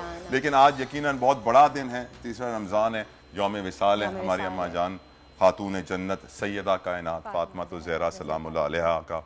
तो तारीख़ इस्लाम में हमें उनका जिक्र करना इस वक्त यहाँ बहुत ज़रूरी है, हम पे फ़र्ज़ है। नबी करीम आक़ाए दो जहाँ रहमतुल्लिल आलमीन वजाए तख्लीक़ कायनात सल्लल्लाहु ताला अलैहि व आलिहि वसल्लम ने फरमाया कि जब मुझे जन्नत की खुशबू सूंघनी होती है तो मैं फ़ातिमा के घर चला जाता हूँ। शबाबुल जन्ना वहाँ, जन्नत की रानी वहाँ। एक दफ़ा हज़रत सैयदी हज़रत अबू ज़र गफ़ारी रज़ी अल्लाह ताला अन्हु नबी करीम सल्लल्लाहु ताला अलैहि वसल्लम के घर गए, अम्मा जान फातिमा ज़हरा सलामुल्लाह अलैहा घर गए तो देखा चक्की खुद ही चल रही थी और कोई भी नहीं था चक्की चलाने वाला। तो उन्होंने आक़ाए दो जहां रहमतुल्लिल आलमीन सल्लल्लाहु ताला अलैहि वसल्लम से पूछा कि मैं आपके घर गया, मैंने देखा कि वहां चक्की खुद ही चल रही थी। तो आका ने फरमाया कि अल्लाह ने फरिश्ते रखे हुए हैं उस चक्की को चलाने के लिए। हसनैन करीमैन हज़रत हुसैन अलैहिस्सलाम का जब झूला चलाने के लिए कोई नहीं होता था तो अल्लाह जिब्रील अमीन अलैहिस्सलाम को भेजते थे कि जाओ झूला झुला दो, हुसैन अलैहिस्सलाम रो रहे हैं। तो शान अहले बैत समझिए, शान अम्मा जान को समझिए, ये हमारी माँ इतनी बड़ी शान वाली है जिसकी कोई इंतहा ना हो कि क़यामत के रोज़ जब नबी करीम सल्लल्लाहु ताला अलैहि व आलिहि वसल्लम जन्नत में दाखिल हो रहे होंगे तो पहले खुद दाखिल नहीं होंगे, अपनी प्यारी बेटी अपने लख्ते जिगर सैयदा कायनात को आगे करेंगे और कहेंगे मुझसे पहले जन्नत में दाखिल मेरी बेटी होगी। यकीनन अम्मा जान सैयदा कायनात ने एक दफ़ा घर पे एक नाबीना शख्स आया तो उसने गुजारिश की कि मुझे कुछ खाने के लिए दे दीजिए। सल्लल्लाहु अलैहि वसल्लम ने उनको अंदर बुलाया कि आप अंदर आइए खाइए। तो एकदम से अम्मा जान फातिमा ज़हरा सलामुल्लाह अलैहा ने पर्दा कर लिया। अब्बा जान ने पूछा बेटी ये तो नाबीना है, ये तो तुम्हें देख नहीं सकते, तुम क्यों पर्दा कर रही हो? सैयदा कायनात ने फरमाया अब्बा जान इनकी आंखें नहीं है, मेरी तो हैं, मैं तो देख सकती हूँ। इसीलिए इस दौर में अगर हमारी ख़वातीन को, हमारी बेटियों को, हमारी बहनों को, हमारी माओं को ज़िंदगी में सुकून चाहिए, बेहतरी चाहिए, हर मुश्किल में आसानी पैदा करनी है तो उसका सिर्फ एक ही रास्ता है, अम्मा जान फातिमा ज़हरा सलामुल्लाह अलैहा सैयदा कायनात के नक्श कदम पर चलना। वर्दा मैं चाहूँगा कि आप भी इसके ऊपर थोड़ी सी बात करें। It's very important for all of us कि हम सब अपना हिस्सा डालें, अपनी आवाज़ उठाएं और क़यामत के रोज़ जब उनसे मुलाकात हो तो हम कह सकें कि जितना हम कर सकते थे हमने किया। नहीं बिल्कुल आप सही कह रहे हैं और जितनी बड़ी बात आपने की और आज की दुनिया में हम कहेंगे ये तो चीज़ें हमें देखने को ही नहीं मिलती, जितनी बड़ी मिसाल हैं, जितनी बड़ी हस्ती हैं, हम तो सोच भी नहीं सकते इस बारे में। लेकिन एक दफ़ा क्या हुआ कि घर पे काम बहुत होता था, अम्मा जान फातिमा ज़हरा सलामुल्लाह अलैहा थक जाती थी काम कर करके, वो गई अपने बाबा जान के पास रहमतुल्लिल आलमीन के पास और कोशिश की उनको बताने की कि मुझे हेल्प चाहिए, मुझे कोई एक दो नौकर मिल जाए जो मेरी हेल्प कर सके, मदद कर सके। और कनीज़ें उस दौर में होती थी, गुलाम उस दौर में होते थे। पहली दफ़ा गई तो उन्होंने देखा कि अब्बा जान बिजी हैं, आक़ाए दो जहां बिजी हैं, वापस आ गए। दूसरी बार गई बिजी हैं, वापस आ गई। तीसरी बार सल्लल्लाहु ताला अलैहि वसल्लम ने पूछ लिया मेरी बेटी तुम क्यों आई हो दोबारा? और तब उन्होंने कहा कि अब्बा जान थक जाती हूँ, घर पे काम बहुत है, आपसे गुजारिश है दुआ करें कि अल्लाह मेरी मुश्किल आसान फरमाए, मेरी मदद करे। तो फिर नबी करीम सल्लल्लाहु ताला अलैहि वसल्लम ने उनको एक तस्बीह दी कि हर फ़र्ज़ नमाज के बाद आप 33 मरतबा सुबहान अल्लाह, 33 मरतबा अल्हम्दुलिल्लाह और 34 मरतबा अल्लाहु अकबर कहेंगी, अपने उंगलियों पे पढ़ेंगी तो अल्लाह आपकी मुश्किल आसान कर देगा। तो ये बताने का मेरा मकसद इसलिए भी है कि तमाम तर व्यूज़ जो इस वक्त देख रहे हैं वो कोशिश ये करें कि हर फ़र्ज़ नमाज के बाद ये तस्बीह ज़रूर पढ़ें। तस्बीह फातिमा के नाम से ये मशहूर भी है और सब लोग पढ़ते भी हैं, लेकिन इसको एक हैबिट बना लें और यकीनन दिल में एक नीयत ज़रूर रखें कि हम नबी करीम सल्लल्लाहु ताला अलैहि वसल्लम आक़ाए दो जहां रहमतुल्लिल आलमीन वजह तख्लीक़ कायनात के घर के ग़ुलाम हैं। अगर इस घर की ग़ुलामी दिल में आ गई तो दुनिया और आखिरत दोनों सवर जाएगी, क्योंकि यकीनन इस घर की जितनी हमारे लिए कुर्बानियां हैं, इन्होंने अपने लिए कुर्बानियां नहीं दी हैं, वरना हमारे लिए दी हैं। वो भूख हमारे लिए बर्दाश्त की, पहाड़ सोना बनने को तैयार थे। लेकिन तब भी वो भूख हमारे लिए बर्दाश्त हुई। सबसे पहले सिर्फ एक ही आवाज़ थी, मेरे उम्मती, मेरे उम्मती। इसके अलावा और कुछ भी, सबसे वो अपने बारे में नहीं सोचते थे। अब आप देखें आज के ज़माने में अगर हम बात करें तला, तो सबसे ज़्यादा तकलीफ़ आप सल्लल्लाहु अलैहि वसल्लम की लख्त जिगर हज़रत बीवी फातिमा और हज़रत अली ने उठाई है। उनकी औलाद को हम देखें, उनकी अगर हम पूरी कुल ज़िंदगी को देखें, सबसे ज़्यादा तकलीफ़ उन्होंने उठाई है। जबकि इतनी महबूब हमारे प्यारे रसूलुल्लाह सल्लल्लाहु अलैहि वसल्लम अल्लाह ताला के आखिरी नबी, अल्लाह ताला का वो महबूब, और फिर वो उनकी दुख्तर, उसके बावजूद ही तकलीफ़ उठाई उन्होंने। और हम ज़रा सी तकलीफ़ में आके हम आहें भरना शुरू हो जाते हैं, हम अल्लाह से शिकवे करना शुरू कर देते हैं कि या अल्लाह मैंने क्या गुनाह किया कि जो मेरे ऊपर इतनी सारी आपने आजमाइश डाल दी है। इसीलिए शायद नबी करीम सल्लल्लाहु अलैहि वसल्लम ने फरमाया वर्दा कि अल्लाह ताला ने मुझसे इतना इम्तिहान लिया कि शायद 100 पहाड़ भी बर्दाश्त ना कर पाते, रेजा रेजा हो जाते। और ये इम्तिहान करबला तक चला, जहां पर उनके लख्त जिगर को शहीद किया गया। करबला में उनका इम्तिहान पूरा हुआ। इस दुआ के साथ कि अल्लाह ताला हम सबको एक अच्छा मुसलमान बनने की तौफीक अता फरमाए, सच्चा गुलाम अहले बैत बनने की तौफीक अता फरमाए, नबी करीम सल्लल्लाहु ताला अलैहि वसल्लम के घर की नौकरी करने की तौफीक अता फरमाए कि हम भी वहां झाड़ू लगा सकें। और जिस तरह हजरत सलमान फारसी रजी अल्लाह ताला ने कहा था कि सलमान, आज से तुम भी सैयद ज़ादे हो, घर के हिस्से हो। क्यों? क्योंकि अपनी दाढ़ी से घर के बाहर झाड़ू लगा रहे थे। हम भी झाड़ू लगा के सैयद ज़ादे बन सकते हैं, दिल से सच्ची गुलामी अपनाने पड़ता। बेशक बेशक। और आज हमारे प्रोग्राम का वक्त खत्म होता है। इसी के साथ ही अपना बहुत ख्याल रखिएगा, इजाजत लेंगे आपसे, दुआओं में याद रखिएगा। कल मुलाकात होगी आपसे 4 बजे, दुआओं में याद रखिएगा। अल्लाह हाफ़िज़।